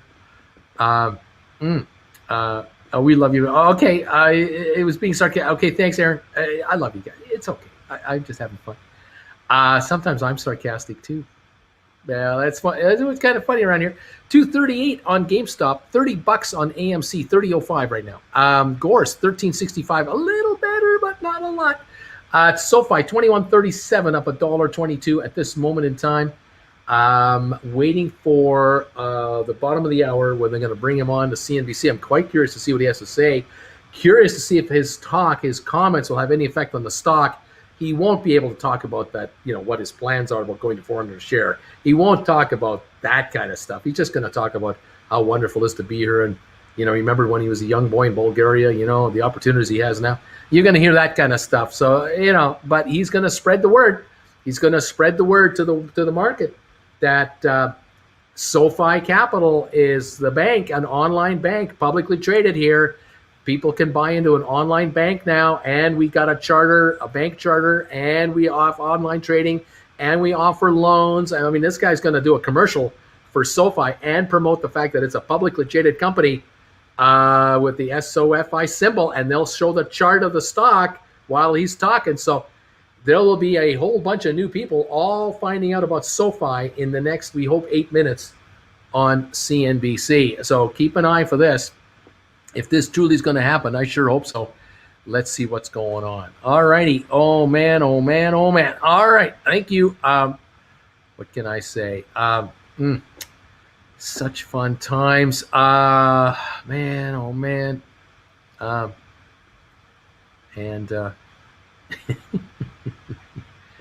Yes, I feel like I feel like that, Bruce. Let's see. Vic, Bruce, when a big wig has stock options in the company, they are they with calls and puts? No. The kind of options you're talking about, the kind of options I'm talking about are, as an employee, as a senior executive of a company, the compensation will be a salary of some kind, and then there'll be stock incentives, and those will be stocks available to the president of the company for 5 years, let's say, at a set price. And every year they issue him a new incentive package to add to the old one, because each one runs for 5 years. So it's possible that this president of AMC has incentive options where he can buy stock from the treasury at $5 a share for 5 years, or $6 or $7 or $8. And for the last 2 or 3 years, he's been given these new options every year, and the stock has gone down. He's got a newer, lower option. They may have even negotiated with him on his next pay package, which he just signed a while ago, to lower the cost of all of his stock options, maybe to $8 or $10. And the guy is sitting here on a potential scenario where he could buy maybe 20 million shares at $8 a share, and they're trading at 30 right now. So in theory, he's up $22 a share on 5 million shares or 10 million shares that he could get. Think about that. If a guy could buy 10 million shares and he's up $22 a share, he's up $220 million on the stock if he were to buy it and be able to sell it. Trick of it is he can't just buy it and sell it. He can acquire it, but he's got to sit on it for a while. He might be restricted to only a certain percentage each year, and only after so many years of time are the shares actually free trading, what we call vested, where he can then do whatever he wants with them. So he's probably sitting on a scenario where he's got to stick around a couple more years, 2, 3, 4, 5 more years, before all of his stock is free trading. And, it's possible he has right now a couple 100,000 free trading stock in his portfolio, maybe. But if he sells them right now, it would look bad. So he might, hold off. In theory, though, my guess is if he would have been allowed to issue 100 million shares right now into the market, he could have issued his stock with it. No one would have cared, because he would have brought $3 billion into the treasury, and the fact that he sold a couple 100,000 shares for, 60 million, who gives a darn? But I don't, we're not going to see that. They can't do that. So there you go. Okay. Interesting questions. Lots to think about here, you guys. Thank you for being here. 2145 on SoFi. Waiting to see if he's on the air here shortly or not. And let's see what's going on. Young boy in Bulgaria laughing out loud. I remember when I was a young boy in Bulgaria. I never had the opportunity like I have now. Thank you, everybody. So, can someone explain this thing about the young boy in Bulgaria? That is the opening line that the guy from Robin Hood would use when he was answering congressmen's questions. A congressman would do like a 3-minute speech with his 5-minute time limit, then ask this guy a yes or no question because he wanted to ask him 10 questions in his 2 minutes remaining, and he just wanted yes or no answers. And the guy would ask him a really complicated question, and the guy would go, thank you very much. As a young boy in Bulgaria, I never thought I'd have the opportunity to see you, Mr. Congressman. He's wasting time. The congressman going, just give us a yes or no answer to this question. And of course, the congressman just spent 3 minutes of his own time blabbering on about whatever he wanted to blab on about to get camera time. It's hilarious. It is just so hilarious. Anyway, that's where that came from. And we have fun bringing it up from time to time. Yes. Fidelity says it'll take 1 to 2 days processing the ticker change, so SoFi price may not be moving much if all brokers take that long to convert your positions. There's the issue. 21.38 now, up $1.23. We're waiting for this meeting. Let's see what's happening here. Carl Quintanilla with John Ford and Deirdre Bosa. Anthony Noto is going to join us in just a couple of moments as SoFi completes its merger with Shamas SPAC to go public. That's coming up next. In the meantime, let's get a quick news update here. SoFi coming up next. Well, let's hear what he has to say. What's going on? What can I say? Mr. T. Bruce, third dating query for you. Whom do I go out with? Whom do I go with? Pig lady or shepherdess? I don't want to read that. I'll let you guys read that on your own. I don't want to read that. I'm Bulgarian, but please don't hate me. Bruce, now all the simple-minded folks who only watch a quick snip of your video will think you're a boy from Bulgaria. Bulgarian Bruce, nice ring to it, don't you think? Yeah, there you go. Oh my gosh. Oh gosh, Ilian, we love ya. We love ya. Oh gosh sakes. Oh man. Oh man. Oh man. Oh man. Oh man. Oh, crazy stuff. I guess that dude was Bulgarian. I knew it. He was Bulgarian the whole time. While our company is still going through the security meat grinder, we've got the details on the latest corporate cyber attack next. Plus, as we mentioned, Anthony Noto on the other side of it. On the other side of this break, you see, they lie. The next segment we've got here after the next commercial break for 5 minutes. Then we'll do something else. Then we'll talk to another commercial and we'll bring them right on. See you in an hour. Yeah, okay. Let's see what happens. Oh my gosh. Bruce Frommert, secret shill working for Vlad at Robinhood. There you go. I remember as a young boy in Bulgaria, never thought I'd be able to be a fully paid shill. It's incredible. Thank you, everybody. Oh my gosh, unreal. Just my 2 cents worth when I drive. I have 2 cents in GameStop when I'm watching Bruce. Oh gosh. 237 on GameStop, 30.15 on AMC. Gore's Holdings now back to 13.70, still down 40 cents on the day. SoFi 21.44 up 129 on the stock right now, waiting for the commercial break to be over on CNBC before they bring out the CEO of SoFi to let him talk to us. We'll see what he has to say. Thank you guys so much. Hi, Uncle Bruce. Will it be a good idea to trade options in SoFi? I have a good amount of stock. I'll lose my money if the stock goes down. I will lose money if it goes down.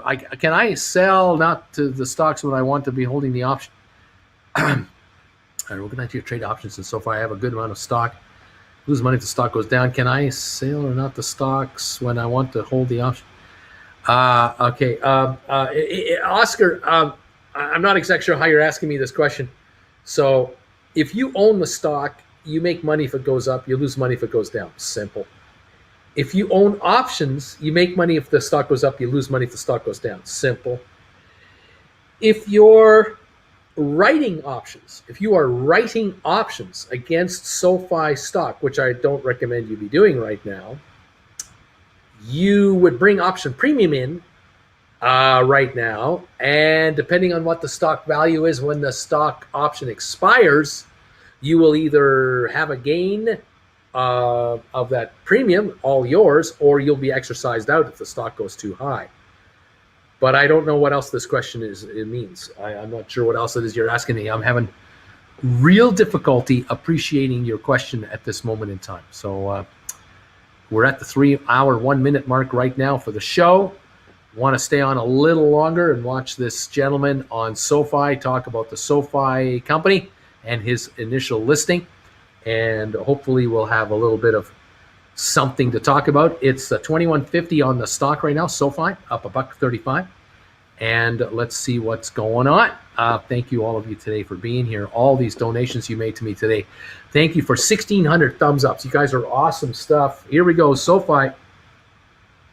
Merger earlier this year, backed by Chamath Palihapitiya. Company's valued at nearly $9 billion. Also worth noting, SoFi is a 6-time CNBC Disruptor 50 company and the 7th to make its market debut via SPAC. Joining us this morning is SoFi CEO Anthony Noto at the NASDAQ, I'm pretty sure. Anthony, congratulations. Thank you, Carl. Thanks for having me as well. You know, we've been tracking you and your journey at SoFi really since I think probably around your first day. And I wonder, for how long have you envisioned a SPAC merger as a possibility? Because certainly when you started with the company, it was just not the phenomenon that it is today. Yeah, the journey that we embarked on in February 2018 wasn't so much about becoming a public company as it was about building a complete suite of products on a mobile application to help us meet our members' needs at every point in their life and be there for every one of the major financial decisions they make and everything in between. We knew at some point we would have to think about going public, but we wanted to make sure we solidified not only that strategy, but actual results tied to that strategy, which we have. And it was at that point that we then decided to go public. And it was really just a question of what was the right vehicle? Do you do a direct listing? Do you do a regular way IPO? Do you do a SPAC merger IPO? And we obviously chose the path of doing a private investment plus a PIPE and a SPAC all combined in one. And we're really happy with the choice that we've made and the outcome we see here today. Yeah, we see the shares up. It's going to be a nice open, it looks like, here on the first day, Anthony. I wonder, when you think about the tailwinds that you've been able to ride over the past 3 years or so, which have been the most impactful? And then what this current round is going to allow you to do in the year or two ahead? Yeah, I would make a couple of points, Carl. First, because we are a broad-based suite of financial products all available on your mobile phone, from mortgages to refinancing student loans to personal loans, but also investing in single stocks. As you know, we pioneered fractional shares. We also offer cryptocurrency. We have 20 different cryptocurrencies available on the platform, and also robo investing, in addition to being able to get 2-day early paycheck into your SoFi Money account, and most recently, credit cards. And because we have that broad suite of products, we benefit in different cycles in different products. So when rates were going up, as they were in 2018 going into 2019, we saw our personal loans really benefit. And when rates came down, we saw our student loan refinancing benefit, mortgage benefiting, and invest benefit. And so we kind of play on different parts of our portfolio during different outcomes. But the biggest trend that we've written over the last 3 years is just the secular acceleration from physical financial services to digital financial services.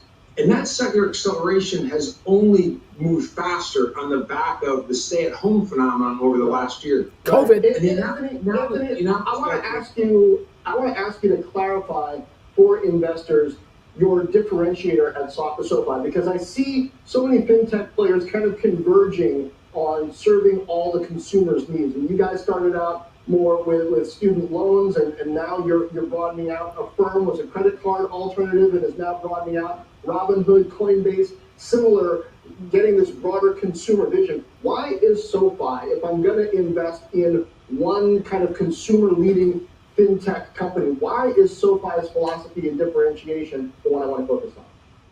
John, quite simply, we're the only one-stop shop to do all of your financial services needs on one platform. Others talk about adding other products and diversifying, but only SoFi's done it. SoFi is the only place you can take out 4 different types of loans. It's the only place you can invest on a mobile app in single stocks without commissions, fractional share, robo-advisory accounts, ETFs, 5 of our own ETFs, as well as cryptocurrency. Also a credit card, and in addition to that, SoFi Money, which allows you to spend, pay, and save any way that you want.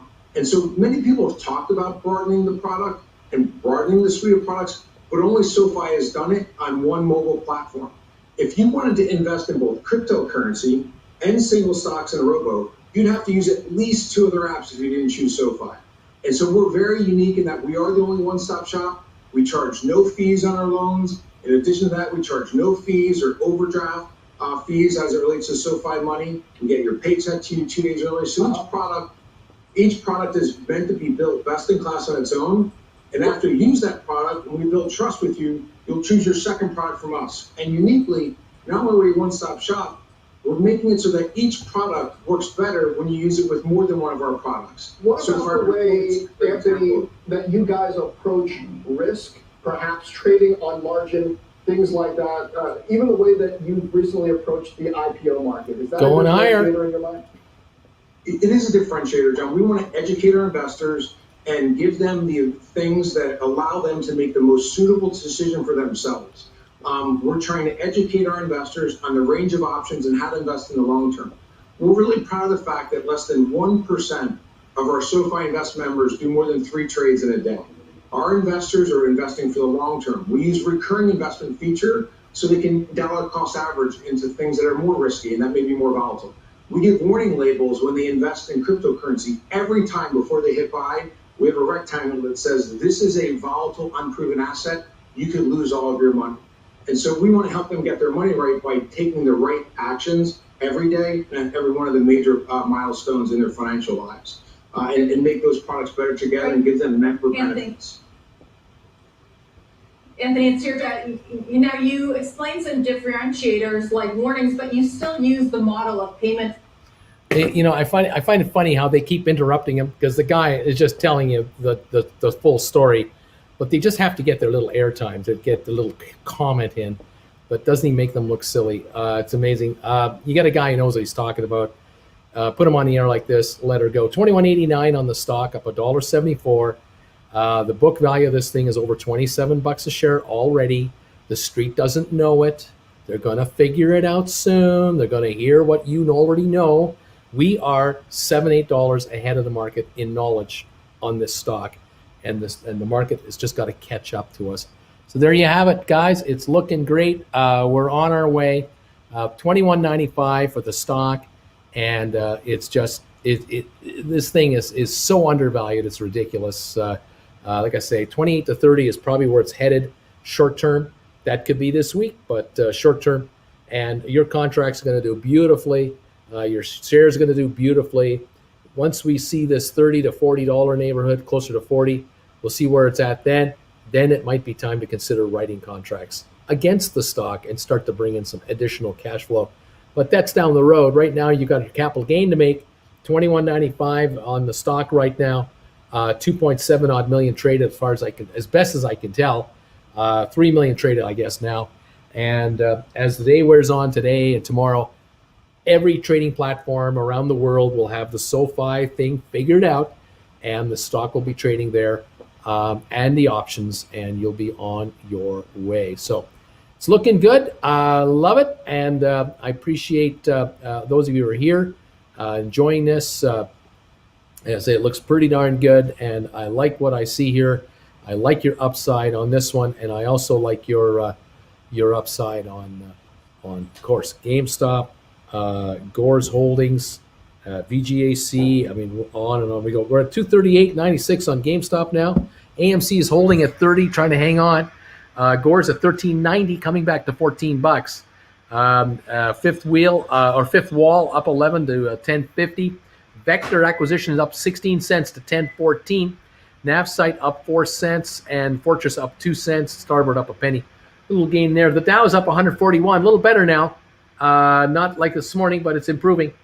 And the S&P's gone positive again. It's up 5.1, and NASDAQ is coming back from its loss to now only be down 15 points. It's coming around nicely. And $21.99 to $22 on your SoFi, kids. You're getting richer. This is higher than last week. Remember, we were at $21.74 for just a moment about a week ago. We've broken that, and we're flying past it now, approaching 22 and beyond for the stock. So there you go, guys. You'll be making lots more money here the higher this thing goes, and there's no stopping this puppy at all. Nothing's going to stop this thing. This company is legit making money, expanding, and they will be doing a whole lot more business. And we're going to hear a lot more about these guys. They're going to be promoting themselves like you can't believe. You listen to that guy speak, that's exactly the kind of guy you want to speak for GameStop.